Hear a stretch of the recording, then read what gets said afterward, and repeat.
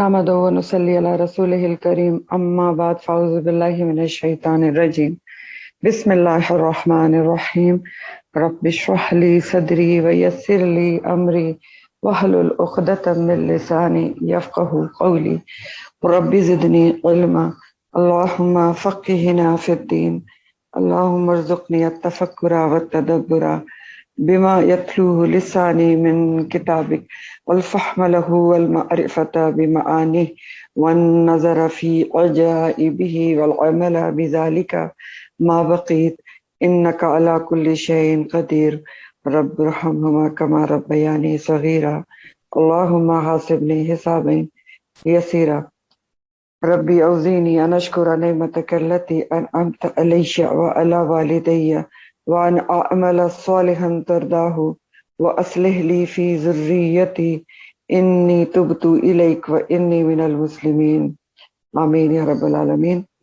السلام علیکم ورحمۃ اللہ وبرکاتہ۔ عائشہ کائنڈلی آپ دوبارہ میسج ڈال دیں کہ جلدی جوائن کر لیں، میں تفسیر سٹارٹ کر رہا ہوں، ٹھیک ہے؟ جی میم۔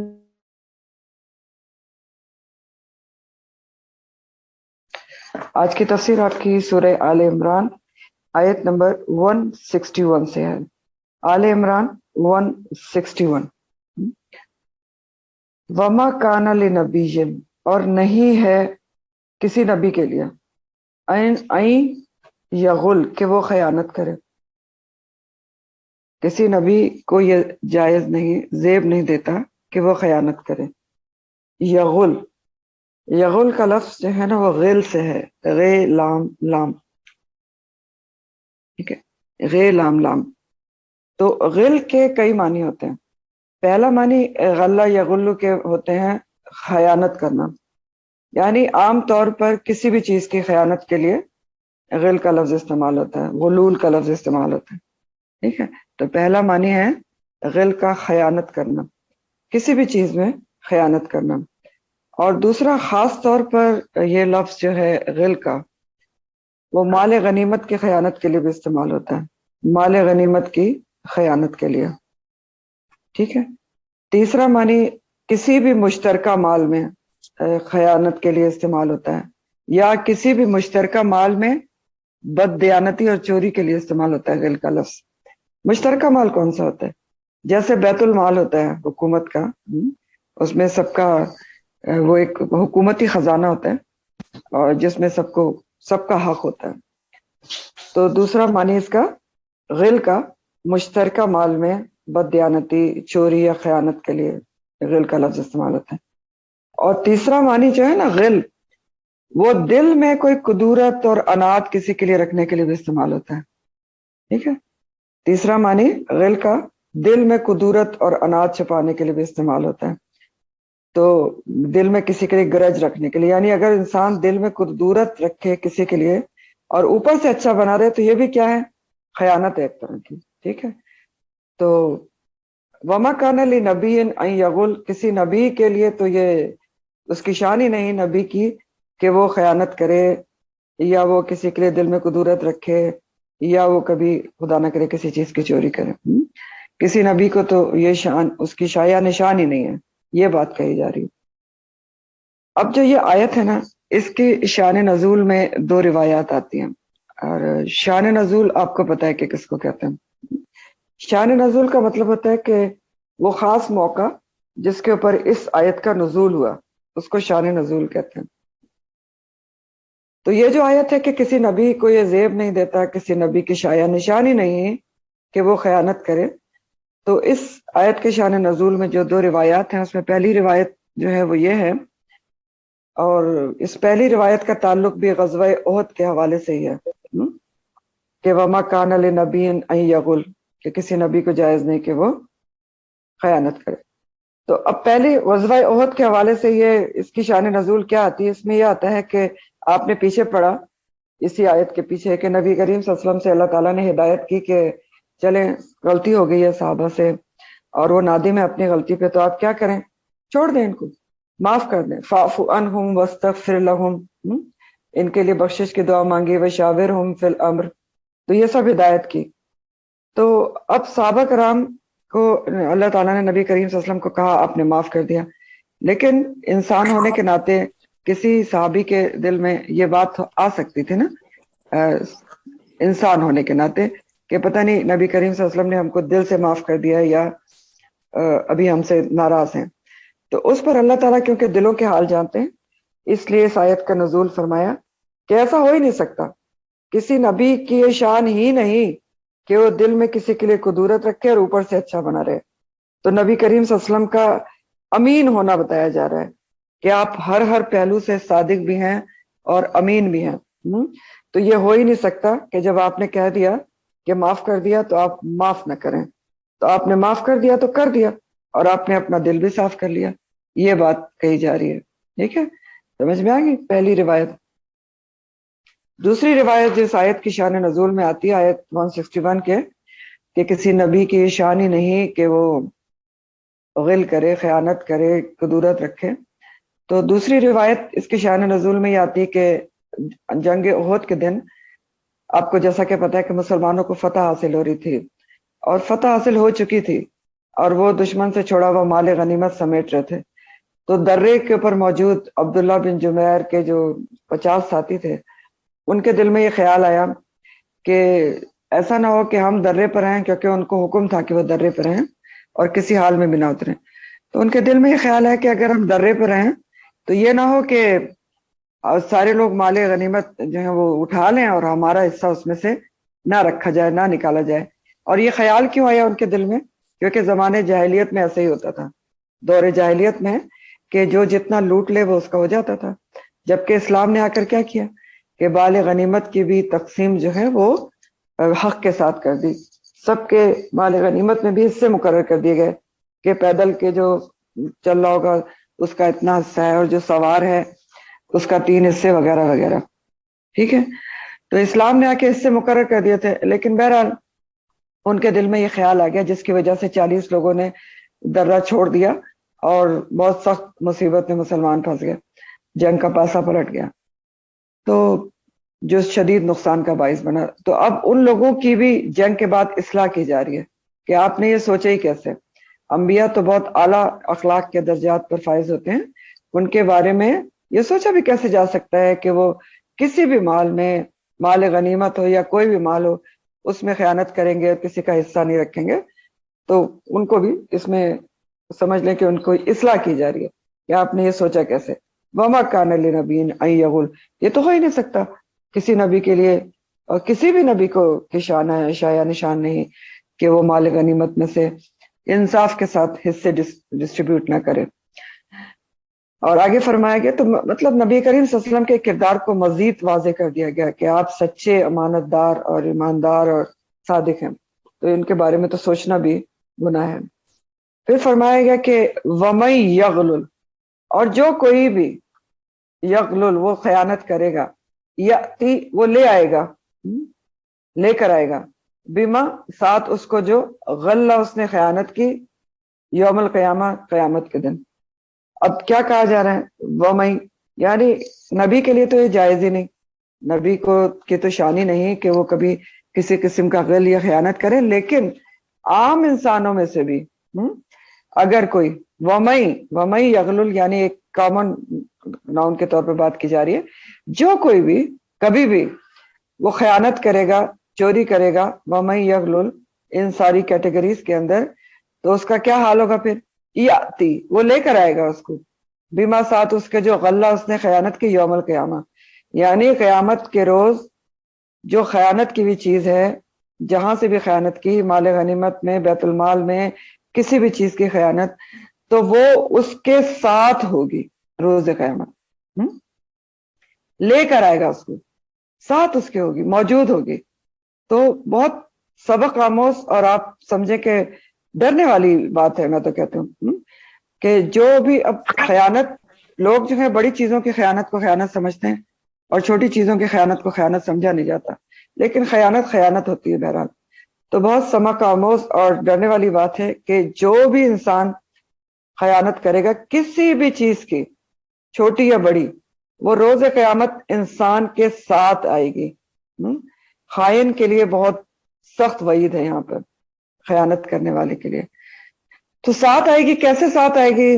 کندھوں پر لدی ہوئی ہوگی بعض چیزیں. مسلم کی حدیث کا مفہوم میں آپ کو سناتی ہوں، اس سے اس آیت کی بھی وضاحت ہوتی ہے کہ حضرت عبادہ رضی اللہ تعالیٰ عنہ سے روایت ہے کہ نبی کریم صلی اللہ علیہ وسلم نے ان کو یعنی حضرت عبادہ کو زکوٰۃ اکٹھی کرنے کے لیے مقرر کیا اور فرمایا کہ اے ابو ولید اللہ سے ڈرنا.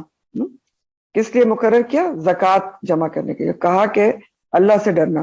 دیکھو قیامت کے دن میں کسی کو اس طرح سے نہ دیکھوں کہ کسی کی گردن پر اونٹ بلبلا رہا ہو، یا کندھوں پر چوری کی ہوئی گائے ڈکار رہی ہو، یا کندھے کے اوپر بکری چوری کی ممیا رہی ہو غصب کی ہوئی، یا کوئی اور چوری کا مال ہو، اور پھر وہ آ کر مجھ سے کہے کہ آپ میری مدد کیجئے، تو میں اس کی کچھ بھی مدد نہیں کر سکوں گا. کیا پتا چلا؟ ہاں، کہ جو بھی خیانت کرے گا، بکری کی بھینس کی یا کوئی بھی اور چیز ہوئی، یہ تو ایک حدیث میں کچھ چیزوں کو ایلیبریٹ کیا، تو وہ روز قیامت اس کے ساتھ ہی ہوگی، کہیں چھپ نہیں جائے گی کہ خیانت کی دنیا میں تو وہ خود برد ہو جائے گی اور سامنے نہیں آئے گی. نہیں، وَمَن يَغْلُلْ، جو کوئی بھی کسی بھی چیز کی خیانت کرے گا تو کیا ہوگی؟ وہ اس کے ساتھ آئے گی، یاتی، وہ اس کو لے کر آئے گا. ہاں، بما غلط، جو بھی اس نے خیانت کی تھی یوم القیامہ اس کے ساتھ، تو ساتھ اس کے ہوگی. پھر کیا ہوگا؟ آپ کی خیانت، کسی نے بھی خیانت کی اس کے ساتھ ہوگی، چوری کی اس کے ساتھ ہوگی. پھر یہ ہوگا کیونکہ خیانت کی بھی جو بھی چیز ہے وہ خائن کے ساتھ ہوگی، اور حدیث کے مطابق تو یہ بولنے والی چیزیں تو بول بول کر بتا بھی رہی ہوں گی کہ میں چوری کا مال ہوں، بکری میں میاری ہوگی اور اسی طرح. تو پھر اسی حساب سے کیا ہوگا؟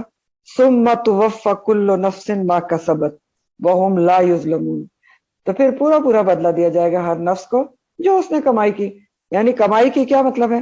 جو بھی اس نے خیانت کی، جو بھی چوری کی، جتنی چوری کی تھی، جس طرح کی چوری کی تھی، جتنا جس حد تک کسی کا مال غصب کیا تھا، تو اس حساب سے اس کو پھر پورا پورا بدلہ دیا جائے گا، اور ظلم نہیں کیا جائے گا. جتنا کیا تھا، جس قسم کا کیا تھا، اتنا ہی سزا دی جائے گی. تو اس سے جو ہے نا خیانت اور خائن کے بارے میں ایک دو حدیث اور بھی ہیں. جیسے ابن ماجہ کی ایک حدیث میں آتا ہے کہ نبی کریم صلی اللہ علیہ وسلم نے فرمایا کہ اگر کوئی پتھر جہنم میں پھینکا جائے تو اس کو جہنم کی تہہ تک پہنچنے میں 70 سال لگتے ہیں. ٹھیک ہے، 70 سال، اتنی ڈیپتھ ہے جہنم کی. تو خیانت کی چیز کو بھی اسی طرح جہنم میں پھینک دیا جائے گا، یہ حدیث کے الفاظ ہیں. اور پھر خائن سے کہا جائے گا کہ جا اور اس کو لے آ. ٹھیک ہے، تو اب کیوں یہ ایسی حدیث کیوں ہے؟ اس کا مقصد کیا ہے؟ مقصد یہ ہے کہ دیکھیں، خیانت جو انسان کرتا ہے نا، اب دنیا میں اس کا پتہ نہیں چلتا، کافی عرصے تک وہ خیانت کی ہوئی چیز سے فائدہ بھی اٹھا سکتا ہے. ٹھیک ہے نا، کافی عرصے، سالہ سال فائدہ اٹھا سکتا ہے. تو اس لیے کہا گیا کہ جو خیانت کی ہوئی چیز ہے جہنم میں پھینکی جائے گی، اور کہا جائے گا جاؤ اس کو اٹھا کے لاؤ. سالہ سال لگیں گے نا اس کو واپس لانے میں.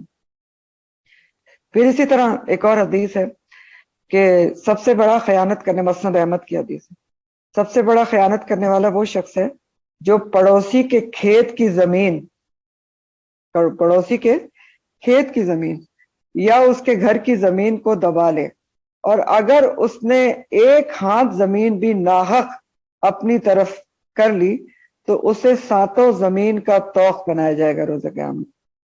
تو اور آپ کو پتا ہے کہ یہ بھی ہوتا ہے کہ نہیں ہوتا دنیا میں؟ کھیتوں میں تو بہت عام طور پہ ہوتا ہے کہ ساتھ والے کا کھیت اپنی اس میں باؤنڈریز میں لے لیا، اور زمینوں میں بھی ہوتا ہے، پلاٹس میں بھی ہوتا ہے.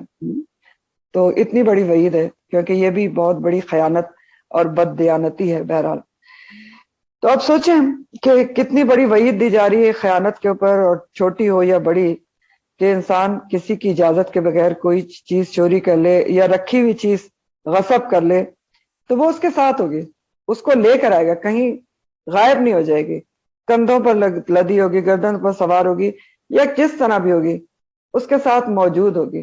اور پھر اس کی خیانت کے حساب سے، اس کی چوری کے لحاظ سے اس کو پھر سزا دی جائے گی. تو بڑی چیزوں کی بات ہے جو اس حدیث میں کی گئی ہے کہ بکری لدی ہوگی یا گائے لدی ہوگی، لیکن چھوٹی سے چھوٹی چیز کی چوری یا خیانت بھی اسی طرح کا گناہ اور بڑا گناہ ہے. جیسے ہم سورہ لقمان میں پڑھتے ہیں کہ سورہ لقمان نے جب لقمان نے اپنے بیٹے کو جو ہدایات کی تھی وہ زبردست قسم کی، سورہ لقمان آیت نمبر 16 ہے. تو اس میں وہ کہتا ہے اپنے بیٹے کو کہ بیٹا یا بنیا انہا ان تکو مثقال حبۃ من خردل فتکن فی صخرۃ او فی السماوات والارض یاتی بہ اللہ واللہ لطیف خبیر. تو کیا اس کا ترجمہ ہے؟ وہ کہتے ہیں کہ بیٹا اگر کوئی چیز چھوٹی سی چھوٹی بھی ہوئی جو تم نے جس کے بارے میں اس کو چھپا دیا، اور چاہے وہ رائی کے دانے کے برابر بھی کیوں نہ ہوئی، رائی کے دانے کے برابر بھی، اور پھر وہ رائی کے دانے کے برابر چیز خواہ کسی چٹان کے اندر رکھی ہو یا آسمان زمین کے اندر چھپا دی گئی ہو، اللہ تعالیٰ اسے ضرور سامنے لے آئے گا. یاتی بہ اللہ، اور بے شک اللہ تعالیٰ بڑا باریک بین ہے، لطیف اور خبیر خبردار ہے. تو اللہ تعالیٰ تو سامنے لے آئے گا. اب سوچیں، چاہے رائی برابر بھی ہو، خیانت چوری اس کو کہیں پتھر میں چھپا کے رکھیں، زمین آسمانوں میں چھپا کے رکھیں، تو وہ تو اللہ تعالیٰ تو سامنے لے آئے گا، کہیں پر ادھر ادھر نہیں ہو جائے گی. تو اسی طرح جو موطا ابن جو امام مالک کی موطا ہے حدیث کی بک، اس میں بھی ایک حدیث کا مفہوم ہے کہ خیبر والے دن ایک شخص کا انتقال ہو گیا، غزوہ خیبر والے دن. تو آپ صلی اللہ علیہ وسلم کو بتایا گیا کہ فلاں شخص کا انتقال ہو گیا. تو آپ صلی اللہ علیہ وسلم نے فرمایا صحابہ سے کہ تم خود اپنے ساتھی کی نماز جنازہ پڑھ لو. تو صحابہ کا رنگ اڑ گیا، فق ہو گیا. یہ بہت بڑی بات تھی نا کہ آپ منع کر رہے ہیں کہ تم خود پڑھ لو، میں نہیں پڑھاؤں گا. تو صحابہ نے پوچھا یا رسول اللہ صلی اللہ علیہ وسلم آپ اس کے لیے دعا نہیں کریں گے؟ فرمایا نہیں، تمہارے ساتھی نے راہ خدا میں خیانت کی تھی. پھر صحابہ نے اس شخص کے مال کو کھنگالا، ڈھونڈا، تو دیکھا کہ اس میں یہودیوں سے حاصل کیے ہوئے مال غنیمت کے چرائے ہوئے صرف 2 درہم کے نقلی موتی ملے. کتنے؟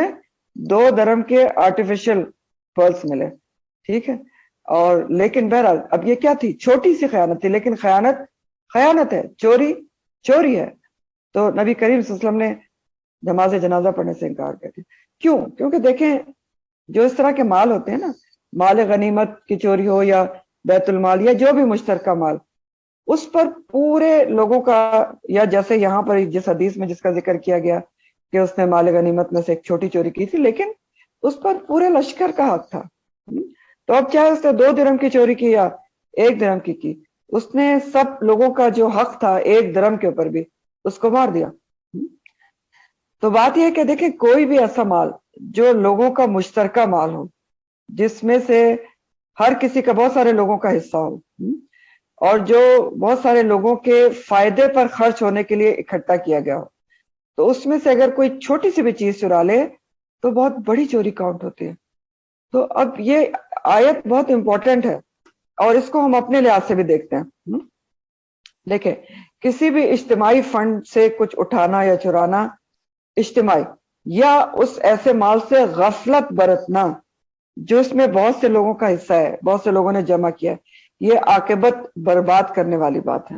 جیسے ڈونیشنز کوئی جمع کر رہا ہے کسی خاص مقصد کے لیے، لیکن اس کو صحیح طور پر اس جگہ خرچ نہ کرے، یا کیجول لے، اس کو صحیح اس کی کیلکولیشن نہ کرے، کچھ ادھر ادھر ہو جائیں، تو یہ ساری بات یہی غل کے اندر زمرے میں آ جاتی ہے. اور بھی چیزیں اس میں ہیں. دیکھیں جیسے محکمہ اوقاف ہوتا ہے حکومت کا، اس میں بھی مشترکہ مال ہوتا ہے، اس میں گڑبڑ کرنا، یا حکومتی بیت المال جو ہوتا ہے سرکاری خزانہ، اس میں گڑبڑ کرنا، یہ سارا غل کے زمرے میں آتا ہے. یا جیسے آپ دیکھتے ہیں کہ عام طور پہ مساجد اور مدارس کے لیے، کسی رفائی ادارے کے لیے چندہ جمع ہو رہتا ہے. اگر وہ چندہ جمع کر کے اس کو صحیح طور پہ کیلکولیٹ کر کے پورا اسی مت پہ نہ لگایا جائے، صحیح طور سے اس کی جو چندے کی ریسپٹ وغیرہ نہ کاٹی جائے، اس کی کیلکولیشن نہ رکھی جائے، ایک رف لے انسان کیجول لے کہ ہاں مجھے پتا ہے اتنا ہے، اور پھر اس میں کمی بیشی ہو جائے، تو یہ بھی سارا کیا ہے؟ یہ سب بھی اسی زمرے میں آتا ہے. تو بات یہ ہوتی ہے کہ دیکھیں جو بہت سارے لوگوں کا مال ہوتا ہے نا، اور وہ کسی خاص مقصد کے لیے جمع کیا جا رہا ہوتا ہے، اور اس کے اندر کمی بیشی کیا جائے، تو جس مقصد کے لیے وہ جمع کیا جا رہا ہوتا ہے نا، بہت سارے لوگوں پر خرچ کیا جانے والا ہوتا ہے وہ، تو بہت سارے لوگوں کا حق مار لیا جاتا ہے. اس لیے اس کے اوپر بہت بڑی وعید ہے. اور ہمارے حساب سے اس میں اور بھی بہت ساری چیزیں ہیں جو بہت کامن ہوئی ہیں افسوس کے ساتھ. جیسے دیکھیں آپ سرکاری اسپتال سے میڈیسنز چرا کر بیچ دینا، اور یہ بہت عام چیز ہے. جو سرکاری ہاسپٹلس ہوتے ہیں اس میں سے اسٹاف، لوور اسٹاف، وہ میڈیسن چراتے ہیں. اور میں نے ایز اے ڈاکٹر یہ خود دیکھا اور پکڑا ہے کہ نرسز بعض کیا کرتی ہیں کہ جو اینٹی بایوٹک انجیکشن بہت مہنگے ہوتے ہیں، وہ پاؤڈر فارم میں ہوتے ہیں اس میں. تو میرے سامنے کی بات ہے، ایک کراچی میں کام کرتی اور اس کو میں نے پھر پورے ثبوت کے ساتھ پکڑا تھا. تو وہ انجیکشن جیب میں ڈال لیا اور صرف جو واٹر کا وائل ہوتا ہے نا، ڈسٹل واٹر، وہ پیشنٹ کو لگا دیا. اب آپ سوچیں کتنا بڑا نقصان کہ وہ پیشنٹ بیچارے کو اینٹی بایوٹک کی ضرورت تھی، اس کی تو ڈیتھ بھی ہو سکتی تھی. اور یہ عام طور پہ ہوتا ہے، سرکاری اسپتال سے دوائیاں بھی چرائی جاتی ہیں، انسٹرومنٹ چرا کے بیچے جاتے ہیں. اور پھر اسی طرح سرکاری ہاسپٹل کے آلات، ڈاکٹر حضرات اگر انسٹرومنٹ اپنے کلینک پر شفٹ کر دیتے ہیں، ٹھیک ہے. پھر اسی طرح دفتر جو آپ کا آفس ہے اس کے پین پینسل فائلیں وغیرہ گھر لا کر استعمال کی جائیں، اور جو آفس کی اسٹیشنری ہے، الا یہ کہ آپ کو اجازت ہو اگر آفس کی طرف سے کہ آپ استعمال کر سکتے ہیں. پھر اسی طرح سرکاری گاڑیوں کا بے جا استعمال جو ہے وہ بھی اسی میں آتا ہے، غل میں آتا ہے. اور اس میں بھی الا یہ کہ آپ کو پرمیشن ہو کہ آپ گھر کے کام بھی اس گاڑی کے ذریعے کر سکتے ہیں، پرمیشن بھی ہوتی ہے نا بعض جگہ.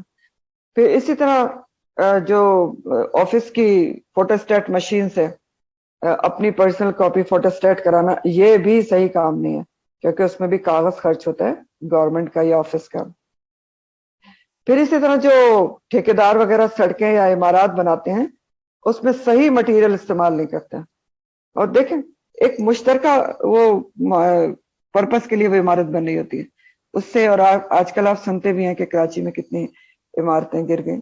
تو یہ سارا کیا غل ہے، اور اس لیے اتنی بڑی وعید ہے کیونکہ اس سے بہت سارے لوگوں کا نقصان ہوتا ہے، اور ایون جانی نقصان بھی ہو سکتا ہے.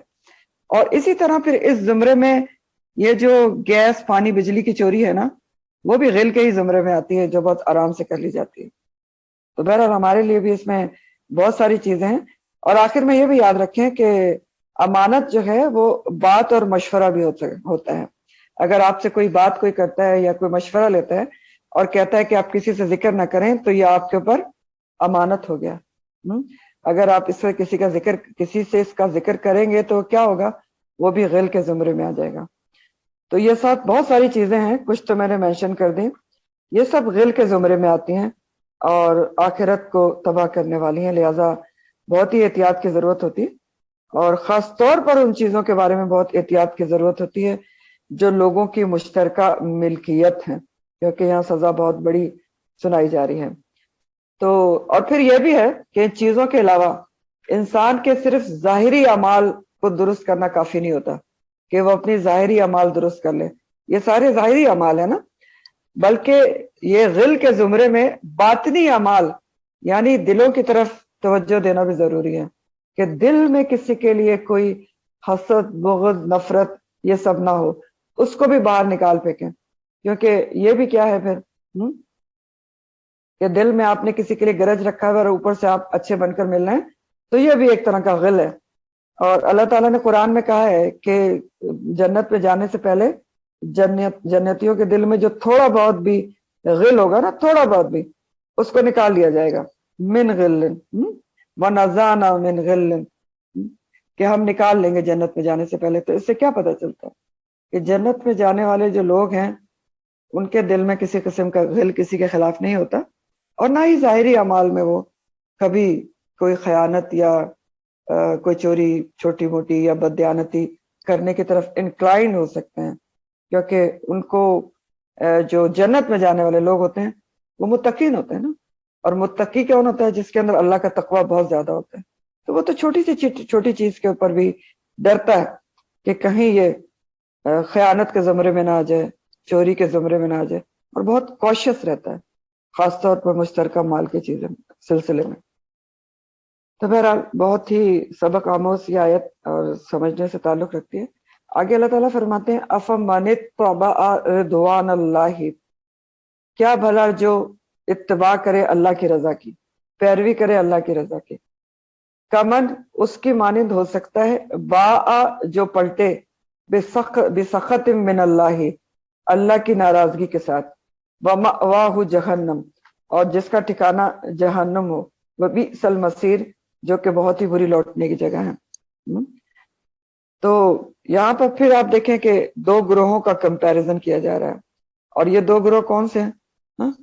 خاص کانٹیکس میں تو وہی احد کی بات ہے، ابھی احد کا ہی ذکر چل رہا ہے، اور خاص کانٹیکس میں دو گروہ کون سے ہیں؟ ایک تو گروہ تھا جو رضوان اللہ کی رضامندی کے لیے لڑ رہا تھا مسلمانوں کا، ٹھیک ہے، دوسرا کون سا تھا؟ باؤ بسخت من اللہ، کسی کا مائک کھلا ہوا ہے؟ تو دوسرا گروہ کون سا تھا غزوہ احد میں جو پلٹا تھا بے سخت ناراضگی کے ساتھ من اللہ؟ وہ کون سا تھا؟ مشرکین کا گروہ۔ سخطن کہتے ہیں ناراضگی کو، اور کسی چیز کو ناپسندیدہ، کسی چیز کا ناپسندیدہ ہونے کی وجہ سے ناراض ہو جانا۔ تو دو گروہ کا تقابل ہے اس آیت میں بھی، وہی احد کے حوالے سے ڈائریکٹ کانٹیکسٹ میں، کہ ایک گروہ مسلمانوں کا اللہ کی رضا کے لیے، اس کے اللہ کے دین کی سربلندی کے لیے لڑ رہا تھا، اور دوسرا مشرکین کا تھا جو اللہ کے دین کو مٹانے اور کچلنے کے لیے لڑ رہا تھا۔ تو یہی دوسرا گروہ جو ہے اس کے بارے میں کہا گیا کہ اب اللہ تعالیٰ مطلب ایک یہاں پر بھی ایک تزکیہ کر رہے ہیں، ہاں، مسلمانوں کا، سبھی کا، ہمارا بھی اور ان کا بھی، کہ سوچو کہ ایک گروہ جو ہے وہ اللہ کی رضا کے لیے ساری چیزیں کر رہا ہے، دوسرا جو ہے اللہ کی ناراضگی کے لیے کر رہا ہے۔ تو ایک جو اللہ کی رضا کے لیے لڑ رہا تھا وہ مسلمان تھے، دوسرا دین کو کچلنے کے لیے مشرکین تھے، اور یہی دوسرا گروہ پھر کیا ہوا؟ اللہ کے ناراضگی کا شکار ہوا، بے سخت من اللہ، اللہ کے ماواہم جہنم، اس کا ٹھکانہ روز آخرت جہنم ہوگا جو بری لوٹنے کی جگہ ہے۔ تو اب آپ دیکھیں کہ یہ دو گروہوں کا کمپیریزن کیا گیا، تو لڑائی کے اعتبار سے تو دونوں ایک ہی کام کر رہے تھے نا ظاہری طور پر، کہ نہیں؟ ایک ہی کام تھا نا، وہ بھی لڑے تھے اور وہ بھی لڑے تھے، لیکن اخروی انجام دونوں کا بالکل ایک دوسرے کی ضد ہے۔ ایک کا کیا انجام ہوا کہ وہ جو اللہ کی ناراضگی کے لیے دین کے خلاف لڑ رہا تھا، ماواہم جہنم وبئس المصیر، اور جو اللہ کی رضامندی کے لیے لڑ رہا تھا ان کا ٹھکانہ جنت ہوا۔ تو فرق کس بات کا ہے؟ بظاہر تو دونوں ایک ہی کام کر رہے تھے، فرق کس بات کا ہے؟ فرق ہے نیت کا، فرق ہے مقصد کا اور سوچ کا۔ تو تعویل عام میں اس آیت میں یہ سمجھایا گیا ہے کہ ایک وہ شخص ہے جو ہر کام اللہ کی رضا کو مقدم رکھ کر کرتا ہے۔ ہوتے ہیں نا بہت سارے لوگ جو ہر کام سے پہلے سوچتے ہیں کہ یہ کام اللہ کی رضا کے مطابق ہے یا اللہ اس سے ناراض ہو جائے گا، اور پھر بہت سے ایسے بھی ہوتے ہیں جو نہیں سوچتے، وہ جو اللہ کی ناراضگی کا کام ہوتا ہے اس کو بھی کر گزرتے ہیں، کسی وقتی خواہش نفس کے اندر آ کے یا سوشل پریشر میں آ کے کچھ بھی کر کے۔ تو اللہ تعالیٰ نے پوچھا ہے کہ کیا دونوں، ایک جو بندہ ہے وہ اللہ کی رضا کو سامنے رکھ کے کام کر رہا ہے، دوسرا جو ہے وہ اللہ کی ناراضگی کے کام کر رہا ہے، پرواہ نہیں کر رہا ہے کہ اللہ ناراض ہوگا کہ خوش ہوگا، تو اللہ تعالیٰ پوچھتے ہیں کیا یہ دونوں برابر ہو سکتے ہیں؟ ہاں، کمن کیا یہ شخص اس شخص کی طرح ہو سکتا ہے؟ تو آپ بتائیں، ہو سکتے ہیں دونوں برابر؟ نہیں ہو سکتے۔ کیوں؟ کیونکہ دونوں کا انجام کار اخروی لحاظ سے بالکل مختلف ہے۔ تو ظاہری طور پر چاہے کتنا بھی برابر کا کام کر رہا ہوں، لیکن اخروی لحاظ سے اگر ایک اللہ کی رضا سامنے رکھ کے کام کر رہا ہے اور ایک اللہ کی رضا کو اہمیت نہیں دے رہا ہے، اس کو یہ نہیں خیال، یہ اس کو پیش نظر ہی نہیں کہ اللہ ناراض ہو جائے گا، ناراضگی کے کام کر رہا ہے، تو وہ دونوں برابر نہیں ہو سکتے، کیونکہ اخروی انجام ان کا دونوں کا بالکل ایک دوسرے کے اپوزٹ ہے، ٹھیک ہے نا؟ اور یہ بات قرآن میں اور جگہ بھی آئی ہے، جیسے سورہ سجدہ آیت نمبر 18 ہے، سجدہ آیت نمبر 18 میں اللہ تعالیٰ فرماتے ہیں افمن کان مؤمنا کمن کان فاسقا لا یستوون۔ اللہ تعالیٰ کہتے ہیں کیا بھلا جو مومن ہے کیا وہ کسی فاسق کی طرح ہو سکتا ہے؟ لا یستوون، نہیں وہ برابر ہو سکتے، ٹھیک ہے، ہو ہی نہیں سکتے۔ سورہ سواد میں بھی اللہ تعالیٰ فرماتے ہیں، سورہ سواد آیت نمبر 28 ہے، اللہ تعالیٰ فرماتے ہیں ام نجعل المتقین کالفجار، کیا ہم کر دیں گے متقین کو فاجروں کے برابر، گناہگاروں کے برابر؟ تو ایسا تو نہیں ہو سکتا، دونوں برابر کسی حال میں بھی نہیں ہو سکتے۔ پھر اللہ تعالیٰ کہتے ہیں وہ ہم درجات عند اللہ، وہ جو ہیں درجوں میں ہیں اللہ کے نزدیک۔ کون؟ کس کے لیے کہا جا رہا ہے ہم درجات عند اللہ؟ ان کے درجے ہیں اللہ کے پاس، دونوں قسم کے لوگوں کے درجے ہیں اللہ کے ہاں، ان کے اعمال کے لحاظ سے اور ان کے انٹینشنز کے لحاظ سے۔ دونوں قسم کے لوگ کون؟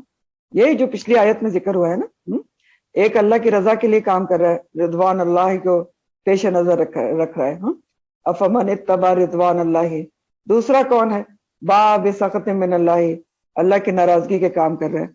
दोनों के लिए अल्लाह ताला फरमा रहे हैं कि दोनों की कैटेगरीज हैं, हम दराजातुन इंदल्लाहि। आपको पता है ना, बुरे काम करने वालों के भी दर्जे हैं और अच्छे काम करने वालों के भी ग्रेड्स होते हैं। जैसे आपको पता है कि जन्नत और दोजख के भी ग्रेड्स होते हैं। और तो हम दराजातुन इंदल्लाहि वल्लाहु बसीरुम बिमा यामलून, और अल्लाह ताला बहुत अच्छी तरह देखने वाला है जो वो अमल कर रहे हैं। तो बहुत अच्छी तरह देखने वाला है, इसीलिए तो वो अच्छे तरीके से ग्रेडिंग भी कर सकता है ना। तो इस आयत से एक बहुत अहम और बात पता चल रही है कि अल्लाह के पास हर इंसान का अलग दर्जा और मकाम है। हम दराजातुन इंदल्लाहि, अब चाहे वह अहले शर में से हो या अहले खैर में से हो, ठीक है, चाहे अच्छे काम करने वाले ग्रोह में से हो या बुरे काम करने वालों में से हो इंसान, लेकिन दोनों ग्रोहों के अंदर भी कैटेगरीज हैं, दर्जात हैं, और हर इंसान का दर्जा अल्लाह के यहाँ अलग अलग है और होगा, उसके अमाल और उसकी नियत और उसकी कोशिशों के मुताबिक। ठीक, तो जैसे आप देखें ना, एक दो तो बहुत बड़ी कैटेगरीज होंगी, दो बड़े दर्जे होंगे रोजे क़यामत। वो कौन से होंगे, मुजरिमों के और मोमिनों के। जैसे सूरह यासीन में आता है ना, वमताजुल यौमा अय्युहल मुजरिमून, कहा जाएगा कि आज के दिन अलहदा हो जाओ मुजरिमों। तो सबसे पहले तो सारे ही मुजरिम अलग कर दिए जाएंगे, तो दो बड़ी कैटेगरीज हो गई। उसके बाद क्या है, हदीस बताती है कि जन्नत के भी ये, बल्कि पहले सूरह वाक़िया को देखें। सूरह वाक़िया क्या बताती है कि लोगों को 3 दर्जों में तकसीम किया जाएगा उस दिन। एक कौन होंगे, अस्हाबुल यमीन, दाएं हाथ वाले नेकुकार लोग, आम नेकी करने वाले लोग। दूसरे कौन होंगे, अस्हाबुल शिमाल, बुराई करने वाले लोग। और तीसरे कौन होंगे, सूरह वाक़िया कहती है साबिकून साबिकून उलाइकल मुकर्रबून। ये एक थर्ड कैटेगरी है लोगों की। ये कौन है, साबिकून साबिकून, जो नेक कामों में सबकत की, जिन्होंने दौड़ दौड़ कर नेक काम किए। तो अल्लाह ताला ने कहा उलाइकल मुकर्रबून, वो तो अल्लाह ताला के बहुत करीब होंगे, अल्लाहुम्मा जअलना मिनहुम। तो सूरह वाक़िया ने आपको बताया कि लोग 3 दर्जों में तकसीम होंगे, ठीक है, ये पता चल गया। फिर आप देखें कि इस हदीस बताती है कि जन्नत के 100 दर्जात हैं, हम दर्जातुन इंदल्लाहि, तो 100 दर्जात हैं जहां पर अमाल और यही सब के मुताबिक लोगों को रखा जाएगा। और हदीस मफहूम के मुताबिक नीचे दर्जे वाले जन्नती ऊपर के दर्जे वाले जन्नतियों को ऐसे देखेंगे जैसे आसमान पर चमकते सितारे, यानी ऊंचा वाला दर्जा वो इतना कोई ऊंचा होगा, अल्लाहुम्मा जअलना मिनहुम। फिर इसी तरह जहन्नुम के भी 7 तबकात हैं, मुख्तलिफ तबकात हैं, 7 तबकात हैं। और कुरान कहता है कि सूरह निसा में आता है आयत नंबर 145 अन्निसा, इन्नल मुनाफिकीना फि दरकिल अस्फली मिनन नार, मुनाफिक जो हैं वो जहन्नुम के निचले तरीन जो दर्जा है उसके अंदर होंगे, ठीक है।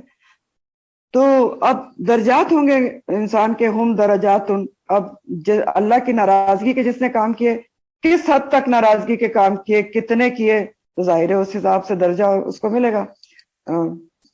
अल्लाह की नाराजगी, आप देखें ना, अल्लाह की नाराजगी के भी दर्जात है ना, कामों के हिसाब से। आप कुरान में पढ़ते हैं ना, बास चीजों के ऊपर वहीद आती है, अल्लाहुम्मा ला तजल्ला मिनहुम, कि अल्लाह ताला उनकी तरफ देखेगा भी नहीं, कलाम भी नहीं करेगा, उनको पाक भी नहीं करेगा।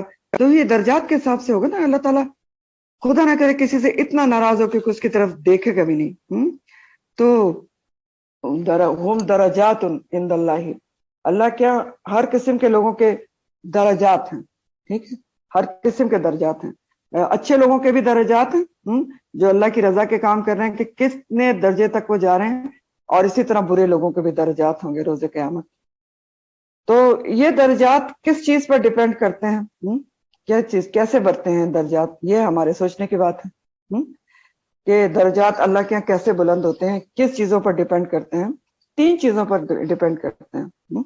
आपका दर्जा कि कितना बुलंद है, नियत, इंटेंशंस क्या है आपकी, सोच, क्या आप सोच रखते हैं अल्लाह के बारे में, कितनी पॉजिटिव सोच है, कितना कोई अल्लाह के वादों पर आपको यकीन है। लेकिन साहबा को कितना यकीन था कि जब वो जिहाद की खबर भी सुनते थे तो उन्हें जन्नत की खुशबू आने लगती थी। और तीसरी चीज है कोशिश, क्योंकि कुरान कहता है कि कोशिश ही देखी जाएगी। तो नियत, सोच और कोशिश, इसके हिसाब से سارے لوگ ہم درجات عند اللہ، اللہ کے ہاں درجات میں ہوں گے. اور سب سے پہلے ایمان کا درجہ ہے اللہ کے ہاں، عند اللہ، اللہ کے نزدیک سب سے بڑا درجہ کس کا ہے؟ ایمان. ایمان لانا درجے کو بڑھا دیتا ہے نا کفر کے مقابلے میں. جو ایمان لے آتے ہیں سب سے پہلے، تو کفر کے مقابلے میں کوئی ایمان لے آیا تو اس کا درجہ بڑھ گیا، ظاہر ہے ایمان والا ہو گیا. پھر ایمان لانے کے بعد انسان کیا کرتا ہے، کیسے اعمال کر رہا ہے، کس طریقے سے کر رہا ہے. یعنی ایمان والے تو سب ہیں، ایمان لائے ہوئے ہیں. اب کیسے درجات انسان کے ڈیپینڈ کریں گے اور کیسے بنیں گے کہ نماز کون کیسی پڑھتا ہے، فار ایگزامپل کتنی پڑھتا ہے، کیسی پڑھتا ہے، کیسا خشوع و خضوع ہے اس کا، کتنی اہمیت ہے اس کی نظر میں نماز کی، کتنی پابندی ہے، یہ ساری چیزیں کاؤنٹ کرتی ہیں. کس طریقے سے صدقہ کرتا ہے، کتنا کرتا ہے، کس انٹینشن سے کرتا ہے، صدقے کو ضائع کرتا ہے نہیں کرتا ہے، تو یہ ساری چیزیں کاؤنٹ ہوتی ہیں. پھر درجات بنتے ہیں اللہ کے یہاں. لیکن بات یہ ہے سوچنے کی دکھ کے ساتھ کہ ہم میں سے کتنے لوگ ہیں جو اللہ کے ہاں اعلیٰ درجے کے بارے میں سوچتے ہیں اور کوشش کرتے ہیں کہ ہم اعلیٰ درجہ پالیں اللہ کے ہاں. کتنے لوگ ہیں؟ آپ نے سنا ہوگا نا، بہت سارے لوگ کہتے ہیں جب ان سے کہو کہ جنت کے درجات ہیں اور اسے کہتے ہیں ٹھیک ہے بس جنت میں داخل ہو جائیں یہی بہت کافی ہے. تو کیوں بھائی بتائیں مجھے، کیا دنیا میں ہم ایسا کہتے ہیں، اکتفا کرتے ہیں کبھی کہ چلو کوئی بات نہیں سوزوکی کار لے لیے تو یہی کافی ہے؟ کبھی کہا ہے کسی نے؟ نہیں. اس کو بیچ کے وہ لے لو، اس کو بیچ کے وہ لے لو، اس کو بیچ کے اوپر ہی اوپر اوپر ہی اوپر. کیا گھر کے بارے میں کبھی ایسا ہوتا ہے؟ صرف ہم آخرت کے بارے میں کیجول ہوتے ہیں، جو ہمیشہ کی زندگی ہے، یہ سوچنے کی بات ہے ہماری. تو سیکھنے کی بات یہ ہے کہ جو آخرت کا جنت کے بھی اعلیٰ درجات ہیں نا، جیسے سورہ واقعہ جو اعلیٰ درجہ بتاتی نا، سابقون السابقون اولئک المقربون، تو اصل میں تو اس کا شوق اور جستجو اور کوشش رکھنی چاہیے انسان کو. ٹھیک ہے، تو بہرحال اللہ کے نزدیک سب کے درجات ہیں، چاہے وہ اچھے کام کر رہا ہے چاہے برے کام کر رہا ہے، پھر بھی کیٹیگریز ہیں اور درجات ہیں. ہم درجات عند اللہ اور واللہ بصیر بما یعملون. اللہ تعالیٰ خوب دیکھنے والا ہے جو بھی لوگ عمل کرتے ہیں، اسی لیے تو درجہ بندی کر لیتا ہے، پتہ چل جاتا ہے اس کو، کیونکہ خوب اچھی طرح دیکھ رہا ہے کہ کون کس نیت اور کس انٹینشن اور کتنی کوشش سے اللہ کی راہ میں جد و جہد کرنا. اگلی آیت بھی بہت ہی خوبصورت آیت ہے قرآن کی، اور اللہ تعالیٰ فرماتے ہیں کہ لقد من اللہ علی المؤمنین، البتہ تحقیق احسان کیا ہے اللہ سبحانہ تعالیٰ نے کس کے اوپر؟ علی المؤمنین، مومنین کے اوپر. کیا احسان کیا؟ اس بعث، جب اس نے مبعوث کیا، فیہم، ان میں مومنین میں، رسولن، ایک رسول کو، من انفسہم، ان کے اپنے نفسوں میں سے. تو لقد من اللہ، من کا لفظ جو ہے یہ 3 معنی میں استعمال ہوتا ہے عربی میں. احسان کرنا، احسان جتلانا، اور کاٹنا یا کٹنے کے معنی میں استعمال ہوتا ہے.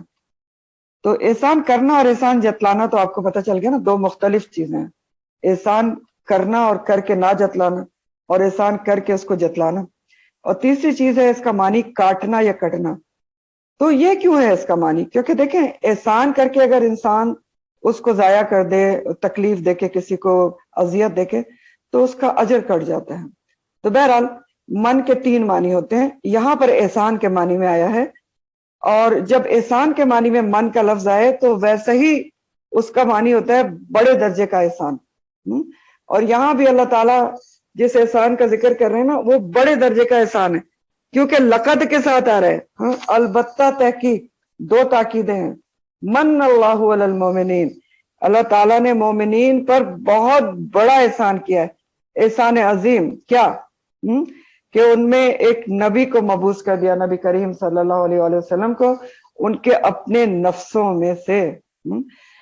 تو اللہ تعالیٰ نبی کریم صلی اللہ علیہ وسلم کی پہلے عظمت، ان کا کردار، ان کی صفات واضح کرنے کے بعد اب آپ صلی اللہ علیہ وسلم کی بعثت اور وحی الہی قرآن کی روشنی کو احسان عظیم بیان کرنا ہے کہ یہ احسان عظیم ہے مومنین کے اوپر.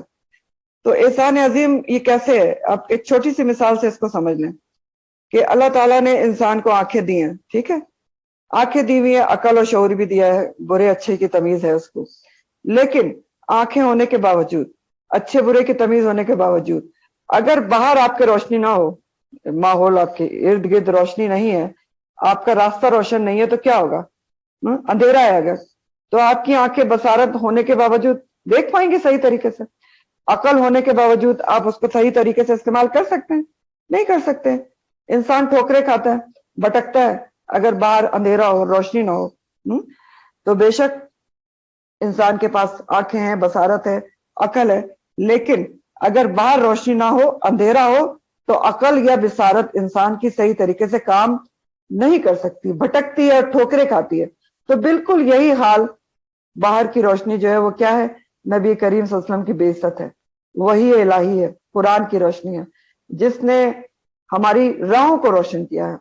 ورنہ اللہ تعالیٰ نے بصارت دی تھی، آنکھیں دیکھ رہی ہیں، لیکن اگر راہیں روشن نہ ہوتی نبی کریم صلی اللہ علیہ وسلم کی بعثت سے، وہی الہی سے، قرآن کے آنے سے، تو ہم کو سیدھا راستہ کیسے ملتا؟ آپ سوچ کے دیکھیں نا۔ تو اس لیے اللہ تعالیٰ کہہ رہے ہیں بھٹکتے رہتے ہیں اندھیرے میں۔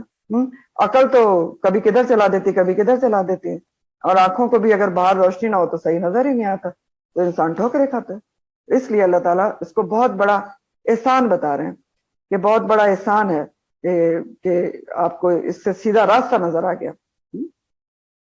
لقد من اللہ علیکم، کہ اللہ تعالیٰ نے آپ کو نبی کریم صلی اللہ علیہ وسلم کی بعثت کی اور قرآن کی روشنی آپ کو دی، جس سے آپ کو راہ ہدایت نظر آ گئی۔ ٹھیک ہے، راہ ہدایت۔ تو اب آپ دیکھیں کہ یہاں پر کہا گیا کہ مومنین، ہاں اللہ تعالیٰ نے احسان کیا ہے مومنین کے اوپر، تو مومنین سے مراد تو یہاں سارے مومنین ہیں، صحابہ کرام اجمعین سے لے کر قیامت تک آنے والے مومنین۔ اور یہ جو کہا اللہ سبحانہ تعالیٰ نے کہ اس بعث فیہم رسولا من انفسہم، ان کے اپنے نفسوں میں سے رسول مبعوث کیا، یہ بھی ایک بہت بڑا احسان ہے۔ تو اس کا کیا مطلب ہے؟ اس کے دو معنی ہیں۔ ایک تو معنی یہ ہے کہ اپنے نفسوں میں سے، کیا مطلب؟ کہ رسول کریم صلی اللہ علیہ وسلم بنی نوع انسان میں سے تھے نا، کوئی جن یا فرشتے نہیں تھے۔ اور دوسرا معنی اس کا یہ کیا گیا ہے کہ آپ عربی النسل تھے، قریشی تھے، تو جو مخاطبین اول تھے جنہوں نے قرآن کو آگے پہنچانا تھا، انہی کی نسل میں سے تھے اور انہی کی بولی بولتے تھے، تاکہ ان کو کوئی مشکل نہ ہو، وہ بہت آسانی کے ساتھ قرآن کو ضبط کر سکے، سمجھ سکے اور آگے پہنچا سکے۔ ٹھیک ہے، تو یہ دونوں اس کے معنی کیے گئے ہیں۔ تو جو انفسہم، اپنے نفسوں میں سے مبعوث کیا، یہ بھی ایک بہت اہم بات ہے کہ اللہ تعالیٰ نے تمام انبیاء کو جو ہے وہ انسانوں میں سے مبعوث کیا۔ چاہتے تو اللہ تعالیٰ فرشتے کو بھی مبعوث کر سکتے تھے، جیسا کہ مشرکین نے اعتراض بھی کیا تھا کہ فرشتہ کیوں نہیں رسول بنا کے بھیجا گیا۔ تو اللہ تعالیٰ نے قرآن میں اس کا جواب دیا ہے کئی جگہ پر، اور بتایا یہ کہ گیا ہے قرآن میں کہ اللہ تعالیٰ نے اتمام حجت کے لیے انسانوں پر تمام انبیاء کو انسانوں میں سے مبعوث کیا، تاکہ کوئی یہ نہ کہہ سکے کہ دیکھیں جی نبی تو ہمارا فرشتہ تھا تو وہ تو یہ کام کر سکتا ہے اور ہم نہیں کر سکتے تھے، تو اللہ تعالیٰ نے یہ جو حجت ہے ختم کر دی۔ تو اسی طرح پھر دیکھیں کہ انسان یہ بھی کہہ سکتے تھے کہ ہمارے مسئلے اور فرشتوں کے مسئلے تو الگ الگ ہیں، تو فرشتہ کیسے ہمارے مسائل حل کرے گا؟ تو اللہ تعالیٰ نے انبیاء انسانوں میں سے بھیج دیے۔ پھر یہ بھی کہہ سکتے تھے انسان کے فرشتے کی بات ہمیں سمجھ میں نہیں آتی، تو اللہ تعالیٰ نے یہ ساری اتمام حجت کر دی۔ تمام انبیاء جو ہے وہ من انفسہم میں سے تھے، انسانوں میں سے تھے، مافوق البشر نہیں تھے، تاکہ لوگ ان کے قریب ہو کر پورا فائدہ اٹھا سکیں، کسی قسم کی جھجک محسوس نہ کر سکیں۔ تو لقد من اللہ علی المومنین، اللہ تعالیٰ نے مومنین پر بڑا احسان کیا ہے جب ان کے اندر اس بعث فیہم رسولا من انفسہم، جب ان کے اندر ان کے نفسوں میں سے ایک رسول کو مبعوث کر دیا۔